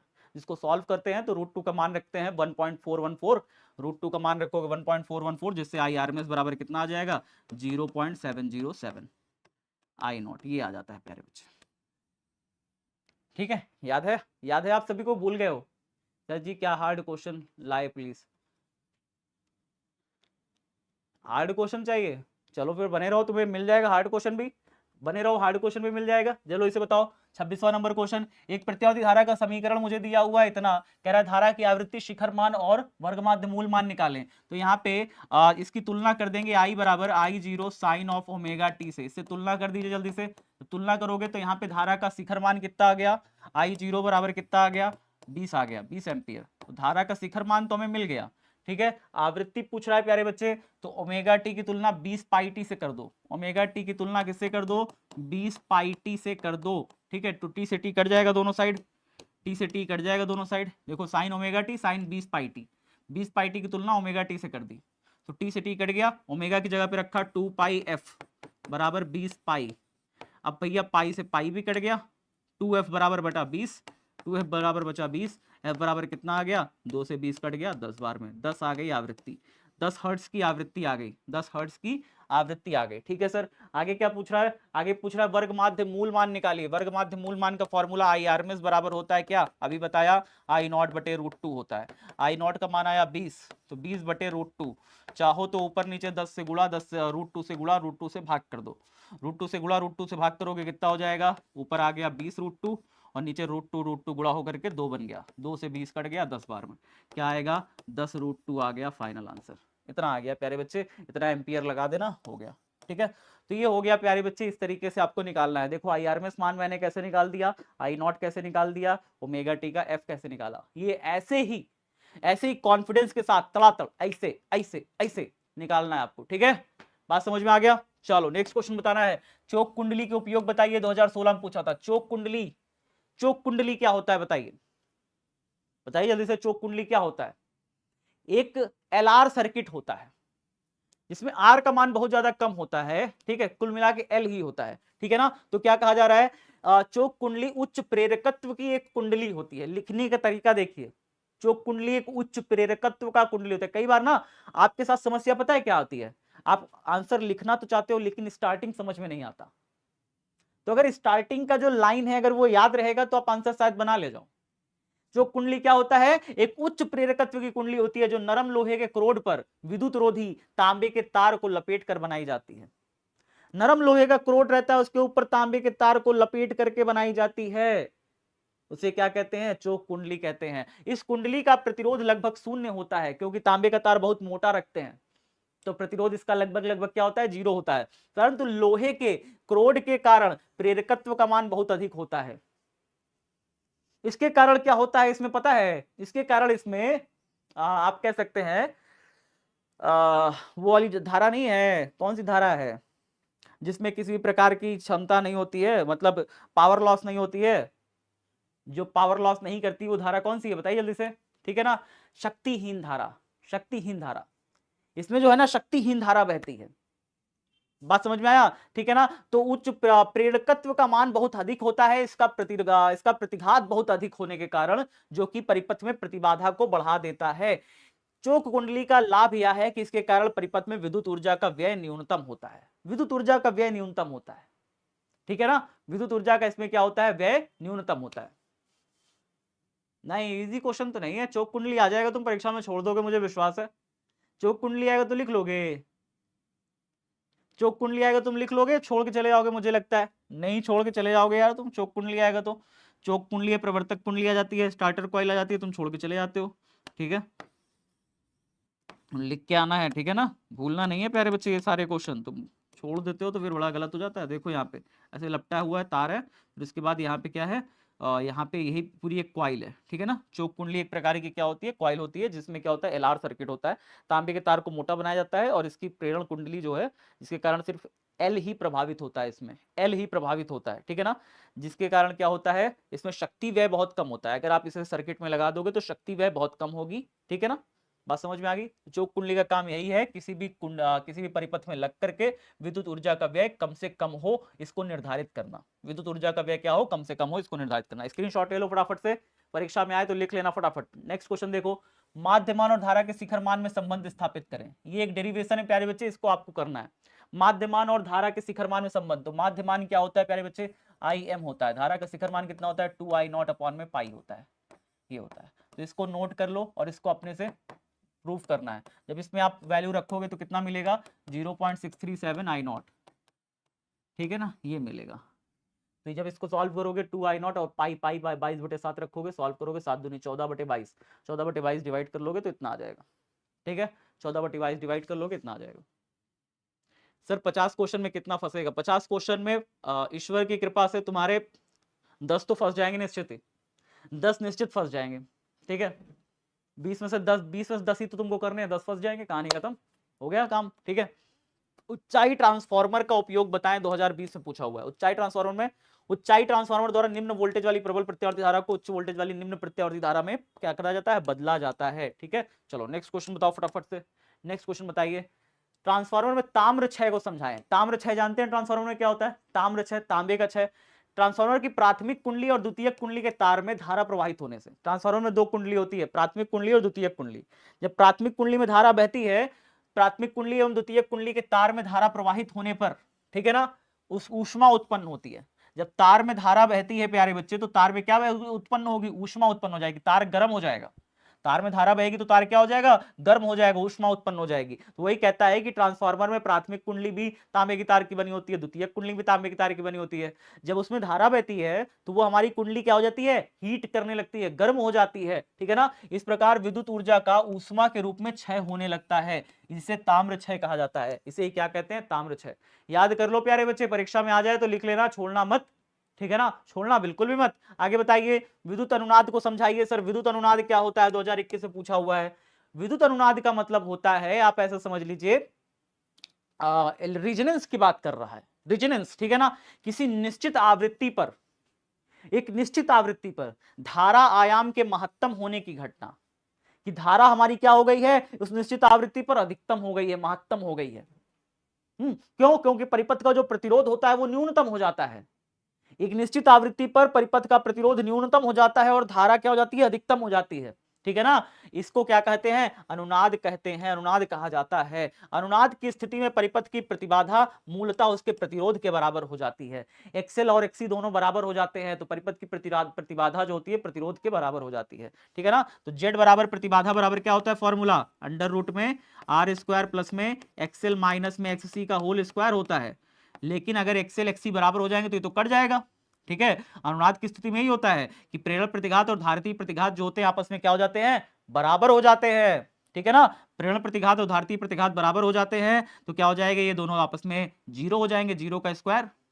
एक्सएल और एक्सी दोनों बराबर हो गए तो घट के जीरो नहीं हो जाएगा, जीरो का स्क्वायर हो गया जीरो। ठीक है। तो जेड बराबर क्या बचेगा, जेड बराबर बचेगा, जेड बराबर बचेगा अंडर रूट में आर स्क्वायर, अंडर रूट में आर स्क्वायर यानी आर ही बची। तो परिपथ की प्रतिबाधा किसके बराबर हो गई, प्रतिरोध के बराबर हो गई। लिखा है अनुनाद की स्थिति में परिपथ की प्रतिबाधा मूलतः उसके प्रतिरोध के बराबर होती है।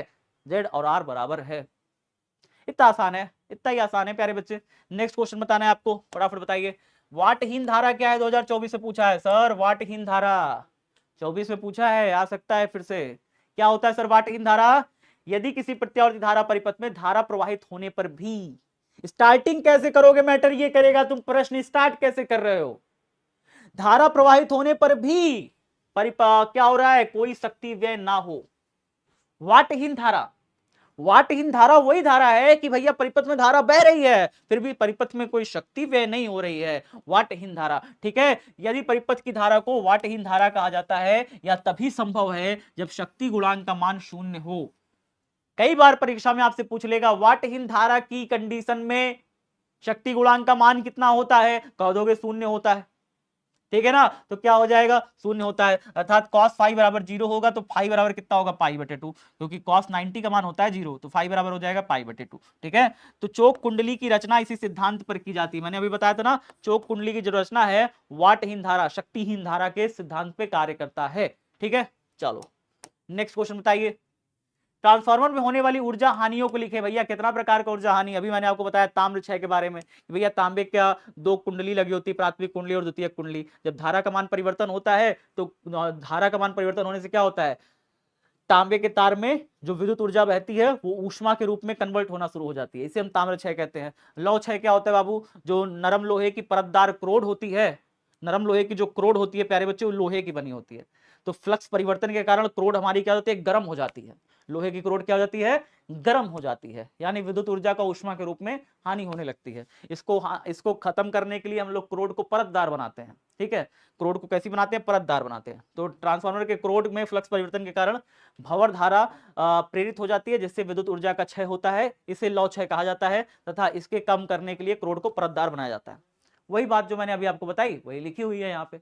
तो ताम्र क्षय अगर पूछ ले, लौ क्षय पूछ ले, अलग अलग पूछ ले या एक साथ पूछ ले तो दोनों को आप लिख सकते हो। ठीक है। तीसरा है फ्लक्स क्षरण क्या होता है। तो भैया ट्रांसफार्मर है तो ट्रांसफार्मर में एक कुंडली में फ्लक्स कुछ और है, दूसरी कुंडली में फ्लक्स कुछ और है।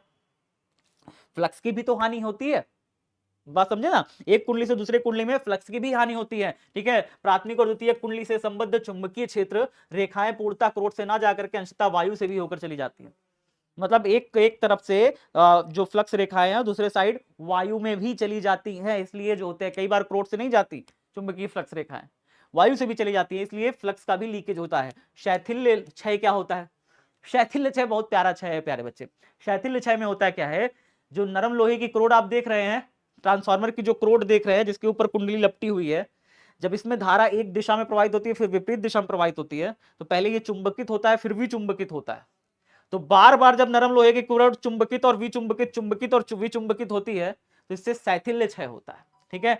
तो कुंडली में प्रत्यावर्ती धारा के प्रवाह के कारण लौह क्रोड चुंबकन वक्र से गुजरता है और प्रत्येक पूर्ण चक्र में ऊर्जा का क्षय होता है। हर बार क्या करता है, एनर्जी का लॉस करता है। ठीक है ना। इसे शैथिल्य क्षय कहा जाता है। मतलब चुंबकन और विचुंबकन के दौरान ये क्या करता है, ऊर्जा का लॉस करता है, जो ट्रांसफार्मर की क्रोड होती है। ठीक है ना। तो चलो भाई अगला हो गया। अगला क्या है, संट क्या। अच्छा ये रिपीट हो गया क्या, इसके दो उपयोग लिखे, 3 बार परीक्षा में पूछा है। संट बाबू जान ही चुके हो, कम प्रतिरोध वाला तार होता है जिसे परिपथ में गैल्वेनोमीटर के समांतर क्रम में लगाया जाता है। इसका उपयोग क्या होता है प्यारे बच्चे, गैल्वेनोमीटर की कुंडली को जलने से बचाने और गैल्वेनोमीटर को अमीटर बनाने में। दो आप लिख सकते हो इसका उपयोग। ठीक है। कैसे होता है बाबू, ये होता है गैल्वेनोमीटर और इसके साथ समांतर क्रम में लगाया गया एक छोटा सा प्रतिरोध होता है जिसे कहते हैं शंट। क्लियर है, क्लियर है। चलो आगे बढ़े। उदग्र ऊपर की ओर चुंबकीय क्षेत्र बी में एक धनावेशित कण को क्षैतिज पूर्व की ओर फेंकने पर लगने वाले बल की दिशा क्या होगी? 2 बार परीक्षा में पूछा है, 19 और 23 2 बार परीक्षा में पूछा है। जब आप पीडीएफ नहीं देते हैं तो पीडीएफ मत लेना, वीडियो को सेव कर लेना। सबसे आसान काम होता है वीडियो से रिवाइज करना। हम लोग जब कंपटीशन एग्जाम की तैयारी वगैरह करते थे ना, तो 6-6 घंटा लंबी जो वीडियो हुआ करती थी, हम लोग वीडियो सेव कर लेते थे और वीडियो को 2x स्पीड पे जब चाहे तब भगा के देख लेते थे, रिवीजन हो जाता था। सबसे फास्ट रिवीजन यही होता है, सबसे फास्ट रिवीजन यही होता है। आप सुविधाएं खोजते हो प्यारे बच्चे, और सुविधाएं खोजने में कई बार आप क्या करते हो, आप आलसी हो जाते हो कि भैया ये मिलेगा, दाल के साथ चावल मिलेगी तभी हम खाएंगे, दाल के साथ सब्जी मिलेगी तभी हम खाएंगे, नहीं तो हम खा पे नहीं करेंगे। ना मिले मान लो कभी सब्जी, तो दाल के साथ दाल ही पी के काम चलाओ, सबसे बेस्ट है। पेट तो भरना है ना, हमें क्या करना है, पेट भरना है। बात समझ में आया? संघर्ष बैच कब आएगा? अच्छा, संघर्ष बैच कब आएगा? संघर्ष बैच लॉन्च होने वाला है बहुत जल्दी, बहुत जल्दी लॉन्च होने वाला है प्यारे बच्चे संघर्ष बैच। परेशान होने की बात नहीं है, संघर्ष बैच बहुत जल्दी आने वाला है आपका, ठीक है। उदग्र ऊपर की ओर चुंबकीय क्षेत्र बी में एक धनावेशित कण को क्षैतिज पूर्व की ओर, तो क्षैतिज पूर्व किधर होता है भाई? धनावेशित कण तो हम समझ गए, लेकिन ये बताइए क्षैतिज पूर्व किधर है? उदग्र ऊपर की ओर चुंबकीय क्षेत्र भी, ऊपर की ओर चुंबकीय क्षेत्र है, तो चुंबकीय क्षेत्र को ऊपर की तरफ ऐसे बना दो, डुर ऐसे करके। ये चुंबकीय क्षेत्र बनाने जा रहा हूं, ठीक है। ये चुंबकीय क्षेत्र बन गया।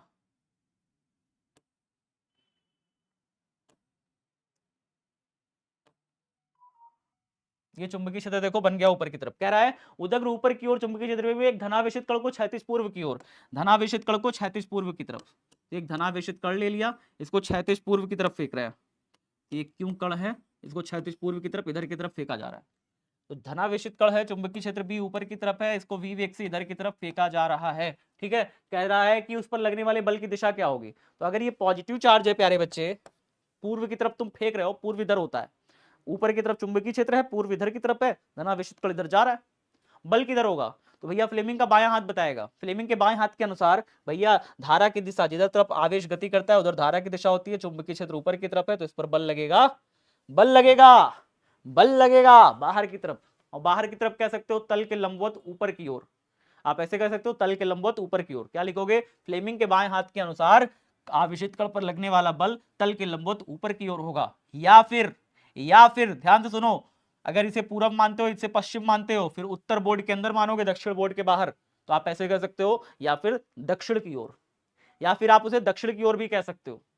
ऊपर की तरफ, बाहर की तरफ हम दक्षिण मान लेते हैं कई बार कॉपी में, बात समझे? बिहार बोर्ड की खासियत है, या हमारे बोर्ड की खासियत है विशेषकर, क्या करते हैं हमारे बोर्ड वाले, हमारे बोर्ड के जितने भी अध्यापक हैं, जितने भी हमारे शिक्षा सचिव लोग हैं, वो इतना बढ़िया पेपर बनाते हैं। वो कहते हैं कि भैया पूरब इधर है, पश्चिम उधर मान लेंगे, उत्तर बोर्ड के अंदर मान लेंगे, दक्षिण बोर्ड के बाहर मान लेंगे, ऐसा भी मान लेते हैं बाबू वो लोग, ठीक है। तो हमारे हमारे प्यारे बोर्ड वाले लोग ऐसा भी मानते हैं। तो कह देंगे क्या, फ्लेमिंग के बाएं हाथ के नियम के अनुसार आवेशित कण पर लगने वाला बल तल के लंबवत बाहर की ओर अथवा दक्षिण दिशा में कार्यरत होगा। बस इतना लिखना है, ठीक है। डायग्राम बना के लिखना है, पहले जान लो, बिना डायग्राम के नहीं लिखना है। किसी क्षेत्र से गुजरता हुआ एक इलेक्ट्रॉन विक्षेपित नहीं होता। ये क्या बात है? मतलब कोई चुंबकीय क्षेत्र है, कह रहा है कोई चुंबकीय क्षेत्र है, उस चुंबकीय क्षेत्र में अगर कोई इलेक्ट्रॉन गुजर रहा है तो उसके ऊपर किसी भी प्रकार का फोर्स नहीं लग रहा है। ये क्या बात है? एक चुंबकीय क्षेत्र में कोई इलेक्ट्रॉन गुजर रहा है, उसके ऊपर कोई फोर्स नहीं लग रहा, ऐसा क्यों भैया? ऐसा क्यों? तो अगर चुंबकीय क्षेत्र में स्थित किसी इलेक्ट्रॉन क्षेत्र के समांतर गुजरे, अगर कोई इलेक्ट्रॉन क्षेत्र के समांतर गुजरता है, क्षेत्र के समांतर गुजरता है, समांतर गुजरता है, तो उस पर कोई बल नहीं लगेगा, उस पर किसी प्रकार का चुंबकीय बल काम नहीं करेगा। तो अगर कोई भी सेंटर एग्जाम कब होगा सर? सेंटअप एग्जाम की बात कर रहे हो, ठीक है। सेंटअप एग्जाम की बात कर रहे हो। सेंटअप एग्जाम प्यारे बच्चे नवंबर के स्टार्टिंग में, जहां तक, या अक्टूबर, नवंबर के स्टार्टिंग में जहां तक मुझे ऐसा लग रहा है, या फिर अक्टूबर के लास्ट होते होते, वैसे अक्टूबर के लास्ट में तो नहीं, नवंबर के स्टार्टिंग में जहां तक मुझे लगता है होगा, नवंबर के पहले हफ्ते में आसपास होने की उम्मीद लग रही है, ठीक है। बात समझ में आया? सेंटअप एग्जाम बहुत ही प्यारा एग्जाम है, उसमें देखना ये सारे क्वेश्चन भैया सेंटअप में फंसने वाले हैं। मैं आपको लिख के देने के तैयार हूं। आज लिखवा के तुम हमसे साइन ले लो, लिखवा के साइन ले लो सर, इसमें से फंसे ये ना फंसेगा, फंसेगा भाई, इसमें से सारे क्वेश्चन फंसने वाले हैं आज की क्लास में, सब्जेक्टिव में फंसने वाले हैं, सेंटअप में आपके तड़ा तड़ा तड़ा इससे सीधा फंसेगा। लिखवा के साइन ले लो हमसे तो, ठीक है। प्रकाश के ध्रुवीकरण को समझाएं। ध्रुवीकरण प्यारे बच्चे चैप्टर नंबर 10 में है, 9 में नहीं है, पहले तो जानो। प्रकाश का ध्रुवीकरण, ठीक है, ध्रुवण चैप्टर नंबर 10 में है। और ध्रुवण क्या होता है? जो हमारा प्रकाश होता है, साधारण प्रकाश होता है, उसमें वो वास्तव में अध्रुवित प्रकाश होता है, उसमें विद्युत वेक्टर के कंपन सभी दिशाओं में मौजूद होते हैं। जब वो किसी भी टूरमैलिन के क्रिस्टल या फिर किसी भी पोलराइड से होकर के गुजरता है, तो पोलराइड क्या करता है, उसमें विद्युत वेक्टर के कंपनों को एक ही दिशा में सीमित कर देता है। इस पूरी घटना को हम क्या कहते हैं? इस पूरी घटना को हम कहते हैं ध्रुवण, प्रकाश का ध्रुवण। बात समझ में आ गई? लिख सकता है कॉपी में, समझा दिया है, लिख ले, चैप्टर नंबर 10 में है, चैप्टर नंबर 10 में है ना। चलो, तो जब भी कोई इलेक्ट्रॉन चुंबकीय क्षेत्र के समांतर गति करता है तो उसके ऊपर कोई बल नहीं लगता, वो बिना विक्षेपित हुए सीधा निकल जाता है। क्लियर है? चलो सर आगे बताओ। चल कुंडली गैल्वेनोमीटर में त्रिज्य चुंबकीय क्षेत्र का महत्व बताएं। सर त्रिज्य चुंबकीय क्षेत्र चल कुंडली गैल्वेनोमीटर में क्या होता है बताइए। तो बाबू होता ये है, मान लो ये चल कुंडली गैल्वेनोमीटर है, तो इसमें त्रिज्य चुंबकीय क्षेत्र का क्या मतलब है? त्रिज्य चुंबकीय क्षेत्र का अर्थ ये होता है, इसका पीडीएफ आपको टेलीग्राम चैनल पे मिलेगा। इस पूरे चैप्टर का पीडीएफ, इस पूरी क्लास का पीडीएफ आपको टेलीग्राम चैनल पे मिलेगा। प्यारे बच्चे टेलीग्राम चैनल को सब्सक्राइब कर लो जल्दी से जाकर के, बिना किसी देरी के। Bihar board science Vidyakul, description box में उसका लिंक होगा टेलीग्राम चैनल का, उसको सब्सक्राइब कर लो, ठीक है। चलो, तो गैल्वेनोमीटर में त्रिज्य चुंबकीय क्षेत्र क्या होता है प्यारे बच्चे?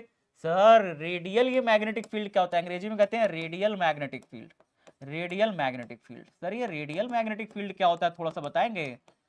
वास्तव में होता क्या है ना प्यारे बच्चे, त्रिज्य चुंबकीय क्षेत्र इसीलिए बनाया जाता है कि कुंडली की प्रत्येक अवस्था में, कुंडली किसी भी अवस्था में रहे, उसके ऊपर अधिकतम बल आघूर्ण लगे। बात समझे?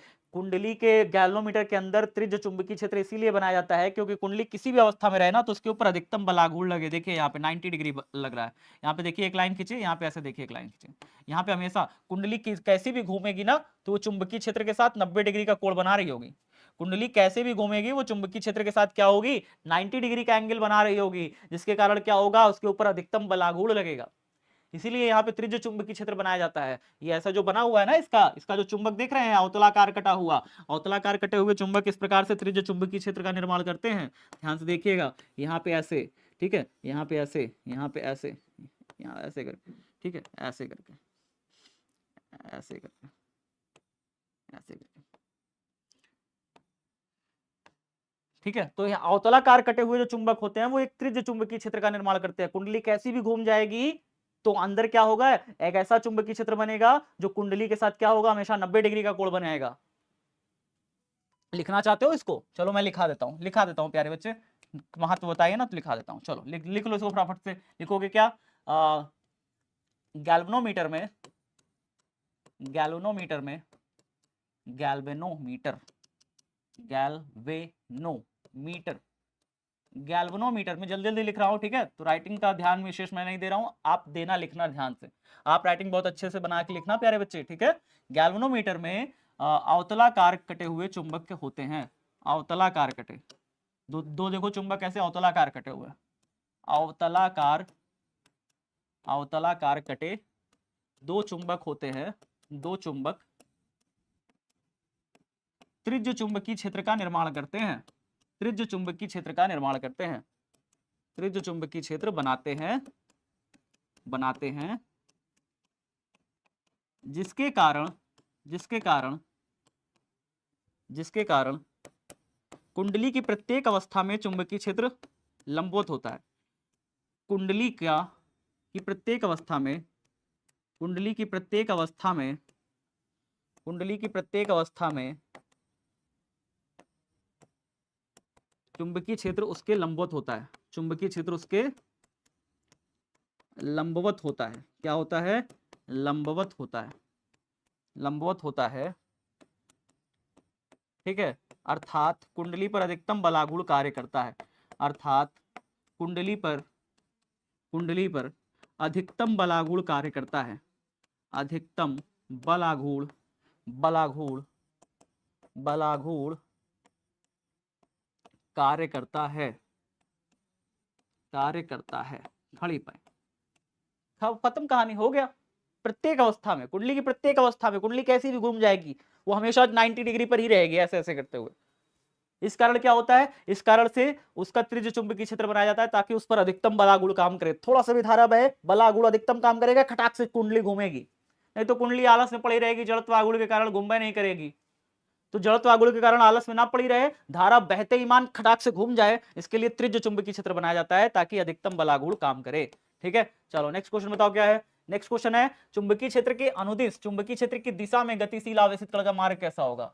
भैया चुंबकीय क्षेत्र की दिशा में अगर कोई आवेशित कण गति करेगा तो बिना विक्षेपित हुए सीधा निकल जाएगा। बिना विक्षेपित हुए, बिना विक्षेपित हुए, वो विक्षेपित नहीं होगा, बिना विक्षेपित हुए सीधा क्षेत्र से निकल जाएगा, सीधा क्षेत्र से बाहर निकल जाएगा, बाहर निकल जाएगा ना, निकल जाएगा वो बिना विक्षेपित हुए सीधा क्षेत्र से बाहर निकल जाएगा या सीधा चलता चला जाएगा। जब भी किसी चुंबकीय क्षेत्र में चुंबकीय क्षेत्र के समांतर कोई आवेशित कण गति करता है, क्षेत्र के समांतर या फिर क्षेत्र के प्रति समांतर, तो उस पर कोई भी प्रकार का बल नहीं लगता है। F is to Q V B sine theta में फॉर्मूला क्या होता है, formula F is to Q V B sine theta में आप यहाँ पे थीटा की वैल्यू 0 रख दोगे, ठीक है ना। अनुदिश कह दिए ना चुंबकीय क्षेत्र की दिशा में, तो थीटा हो गया 0, तो F बराबर क्या हो जाएगा 0। उसके ऊपर किसी प्रकार का बल नहीं लगेगा, वो सीधा निकल जाएगा क्षेत्र के, चलते चलते सीधा निकल जाएगा। नेक्स्ट बताइए, एम्पियर का परिपथीय नियम बताइए क्या होता है सर। एम्पियर का परिपथीय नियम परीक्षा में आ जाए, क्या लिखोगे, क्या लिखोगे बाबू, जल्दी करवाइए सर जी, जल्दी तो हो रहा है। 40 क्वेश्चन हो गए हैं, 10 क्वेश्चन बचे हैं, बस 10 क्वेश्चन बचे हैं प्यारे बच्चे। किसी बंद वक्र के लिए चुंबकीय क्षेत्र बी का रेखीय समाकल बंद वक्र द्वारा घेरे गए क्षेत्रफल में उपस्थित कुल धारा आई का म्यू नॉट गुना होता है। वैसे मान लो कि इसमें धारा आई बह रही है, इससे आर दूरी पर कोई बिंदु पी है, तो यहाँ पे हम क्या करते हैं, एक ऐसे घेर लेते हैं बंद वक्र, यहाँ पे डीएल मान लेंगे, डीएल की दिशा ऊपर की तरफ मान लेंगे और चुंबकीय क्षेत्र की दिशा बी की दिशा भी ऊपर की तरफ मान लेंगे। ठीक है, तो इस प्रकार से क्या हो जाएगा, B vector dot DL vector का क्या करते हैं हम लोग, बंद वक्र का रेखीय समाकल करते हैं। ये बराबर होता है म्यू नॉट इंटू में वक्र द्वारा घेरी गई धारा जो कि होती है आई, वक्र द्वारा घेरी गई धारा आई का म्यू नॉट गुना होता है। बात समझे, ये होता है एम्पियर का परिपथीय नियम। तो एम्पियर का परिपथीय नियम क्या होता है, किसी भी बंद वक्र द्वारा घेरी गई धारा का म्यू नॉट गुना होता है। ठीक है, चलो अगला बताओ, नेक्स्ट क्वेश्चन बताओ क्या हो जाएगा। चुंबकीय आघूर्ण को परिभाषित करें, इसका एसआई इकाई लिखाएं और विमा लिखें। 2023 में पूछा था, 2022 में पूछा, 2 बार परीक्षा में पूछा है, 2 बार परीक्षा में पूछा है। चुंबकीय आघूर्ण को परिभाषित करें। चुंबकीय आघूर्ण क्या होता है बताइए। चुंबकीय आघूर्ण होता है प्यारे बच्चे किसी चुंबक के ध्रुव सामर्थ्य, मान लो कोई चुंबक है नॉर्थ पोल साउथ पोल, इसका ध्रुव सामर्थ्य हो गया +m और -m।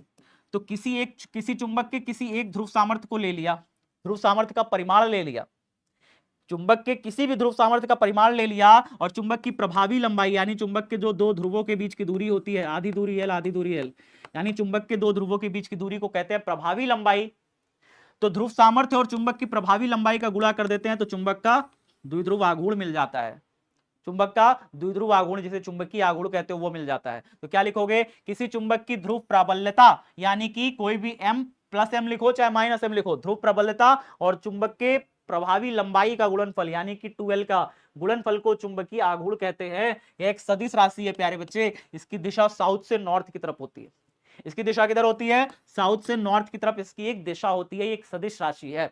मात्रक क्या होता है, एम्पियर मीटर स्क्वायर इसका मात्रक होता है। ठीक है, इसका मात्रक क्या हो जाएगा प्यारे बच्चे, इसका मात्रक हो जाएगा एम्पियर मीटर स्क्वायर। याद रखना प्यारे बच्चे, भूलना बिल्कुल भी मत, परीक्षा में आता है, परीक्षा में आया हुआ है सब कुछ इसका।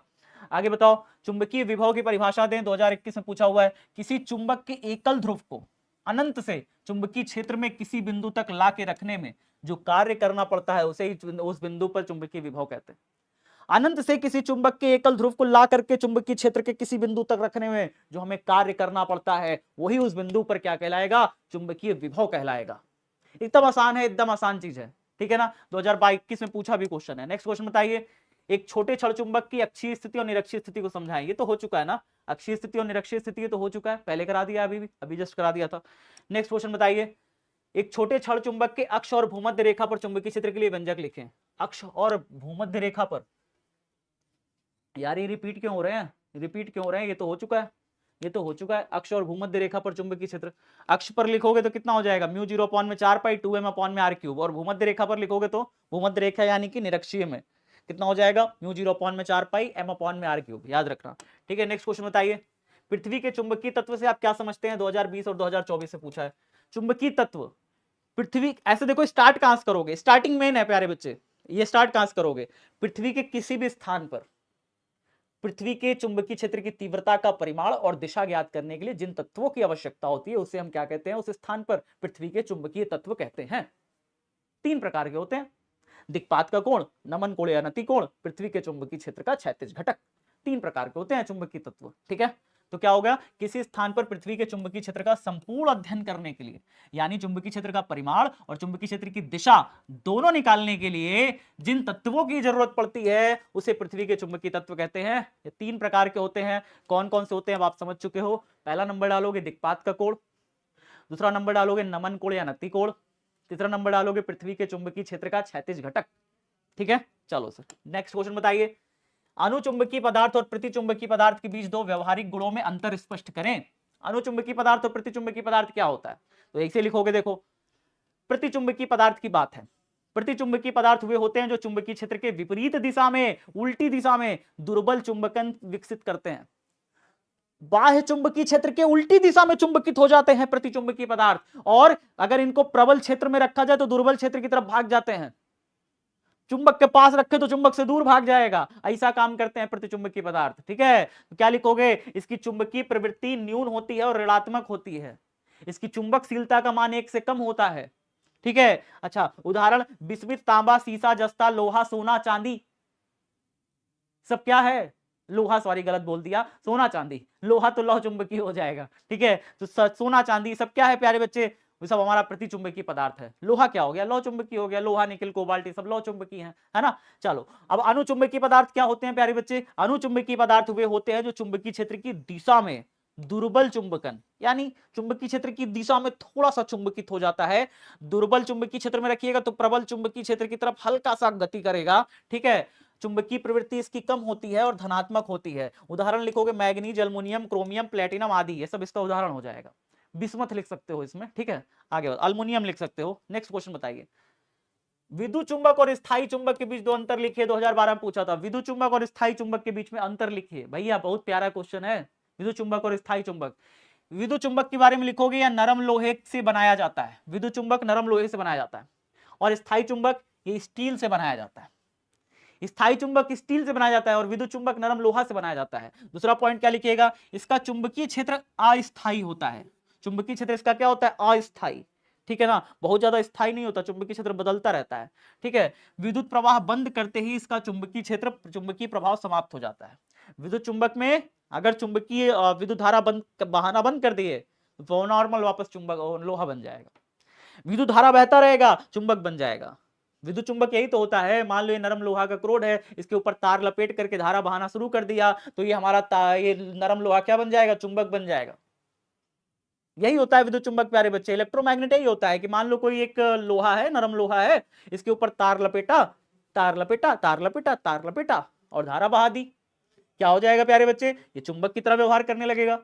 और धारा बहाना बंद कर दिया, वापस से नॉर्मल लोहा बन गया, चुंबकीय प्रभाव खत्म हो गया। लेकिन जो स्थायी चुंबक होता है भैया, इसमें थोड़ी धारा और बहा के चुंबक बनाते हुए, तो नॉर्मल चुंबक जो मार्केट में मिलता है वही ना है। इसका चुंबकीय क्षेत्र स्थायी होता है, ये बदलता नहीं है। ठीक है, इसके ध्रुवों को बदला जा सकता है।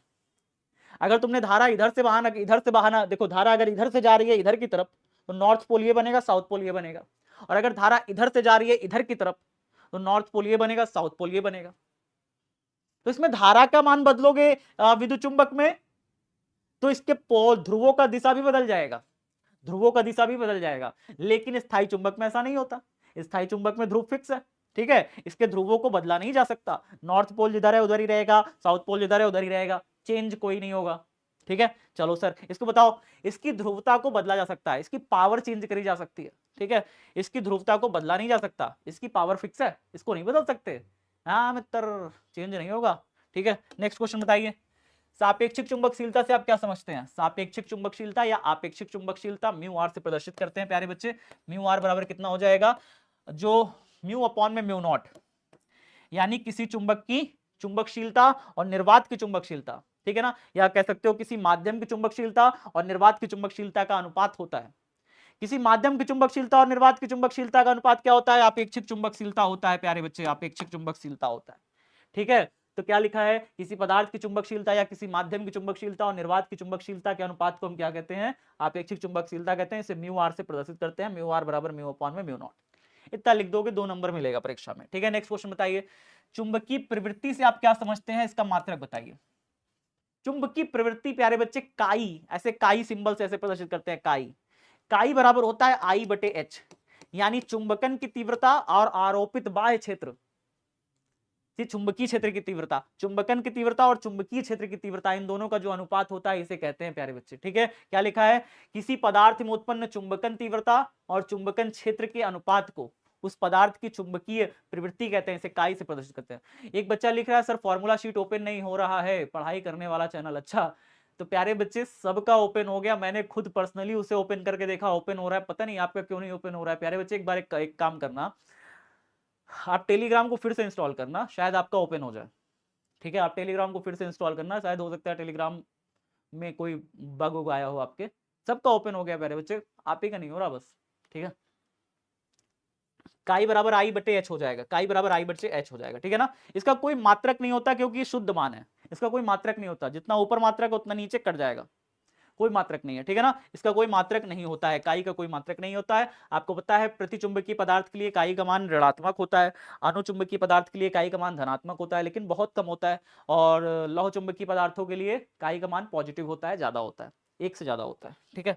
चलो अगला बताओ, क्यूरी के नियम से आप क्या समझते हैं? क्यूरी का नियम प्यारे बच्चे बहुत प्यारा नियम है, क्यूरी का नियम, इसको बताइए सर क्या होता है।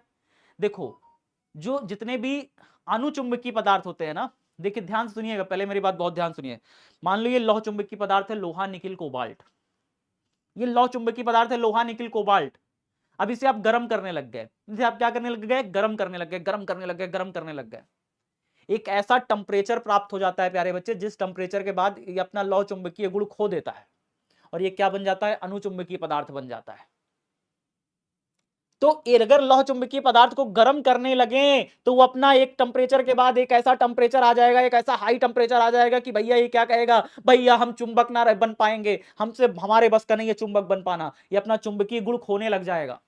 धीरे धीरे इसके चुंबकीय प्रवृत्ति क्या हो जाती है? कम होने लगती है। अगर आप इसको क्या करते हो? गर्म करना शुरू कर देते हो। तो क्या कहते हैं? जब किसी लौह चुंबकीय पदार्थ को गर्म किया जाता है, टेम्परेचर बढ़ाया जाता है, तो उसकी चुंबकीय प्रवृत्ति घटने लगती है, उसके चुंबकीय गुण कम होने लगता है। याद रखना, ठीक है ना। जब किसी लौह चुंबकीय पदार्थ को गर्म किया जाता है, उसकी चुंबकीय प्रवृत्ति पर परम ताप के व्युत्क्रमानुपाती होती है। ताप बढ़ाओगे, चुंबकीय गुण खत्म होने लगेगा, चुंबकीय प्रवृत्ति कम होने लगेगी, ठीक है ना। इसे ही क्यूरी का नियम कहा जाता है। देखिए क्या कहा गया, एक विशेष ताप पर, एक निश्चित ताप पर, जिसे क्यूरी बिंदु कहा जाता है, लौह चुंबकीय पदार्थ अचानक अपना लौह चुंबकीय गुण खो करके अनुचुंबकीय पदार्थ बन जाता है। लोहा और निकिल के इस ताप को क्या कहते हैं? लगभग 750 डिग्री सेल्सियस। 750 डिग्री सेल्सियस एक ऐसा ताप है जिसको अगर गर्म कर दिया जाए लोहा को 750 डिग्री सेल्सियस पर, तो लोहा बेचारा क्या बन जाएगा? अनुचुंबकीय बन जाएगा, ये अपना चुंबक बनने का गुण खो देगा। फिर इससे हम स्थायी चुंबक नहीं बना सकते, बात समझे। फिर इससे स्थायी चुंबक ना बन पाएगा बेचारे से, ठीक है। तो ये अपना 750 डिग्री सेल्सियस पर अपना चुंबकन का गुण खो देता है। और निकिल हमारा कितने टेम्परेचर पे खो देता है? निकिल 360 पे ही खो देता है, लोहा को थोड़ा ज्यादा गर्म करना पड़ता है, ठीक है। एक लास्ट क्वेश्चन है जिसे आपको अपने से लिखना है, फैराडे का विद्युत चुंबकीय प्रेरण का नियम क्या है? दोनों नियम आप अपने से कमेंट बॉक्स में लिखोगे। ये होमवर्क है प्यारे बच्चे, ये होमवर्क है, कमेंट बॉक्स में से आप अपने से बताओगे फैराडे का विद्युत चुंबकीय प्रेरण नियम। 50 क्वेश्चन हो गए प्यारे बच्चे, 50वां क्वेश्चन आपके लिए होमवर्क है। कैसी लगी आज की क्लास बताइए कमेंट बॉक्स में। और अगर वीडियो अच्छी लगी हो तो भैया सेशन को क्या करना है? ज्यादा से ज्यादा दोस्तों तक पहुंचाना है, शेयर करना है वीडियो को दबा करके। लाइक का एम दे करके जा रहा हूं प्यारे बच्चे, आपको कम से कम 10,000 लाइक होना चाहिए। लाइक का एम देके जा रहा हूं। मैं नहीं जानता आप कैसे करोगे, मैं नहीं जानता आप कैसे करवाओगे। अपने दोस्तों को इतना शेयर कर दो, इतना शेयर कर दो कि 10,000 लाइक हो जाए, ठीक है। अगली जो क्लास आ रही है वेडनेसडे को, वो आ रही है डेरिवेशन और न्यूमेरिकल की क्लास। तो भैया सेशन को इतना शेयर करना कि अगली क्लास जब लेकर आऊं तो खुशी खुशी मजा आ जाए, फिर मजा आ जाए फिर, ठीक है। पीडीएफ आपको टेलीग्राम चैनल पर मिल जाएगी, लेकिन पीडीएफ के लिए बहुत ज्यादा उत्साहित मत किया करो, वीडियो सेव कर लिया करो। पीडीएफ कई बार करप्ट हो जाती है तो पीडीएफ मिलने में बड़ी दिक्कत होती है ना। तो लंबी पीडीएफ जो होती है कई बार करप्ट हो जाती है, तो पीडीएफ के चक्कर में मत पड़ा करो प्यारे बच्चे, वीडियो को सेव कर लिया करो, देखा करो बार बार 2x पे 3x पे करके देख लिया करो, सबसे सिंपल है, जो हम लोग भी करते थे अपने टाइम पे तैयारी के समय। ठीक है, चलो फिर मिलते हैं फिर अगली कक्षा में, तब तक सभी साथी अपना ख्याल रखिएगा। बाय बाय, टेक केयर, जय हिंद, जय भारत, लव यू एवरीवन।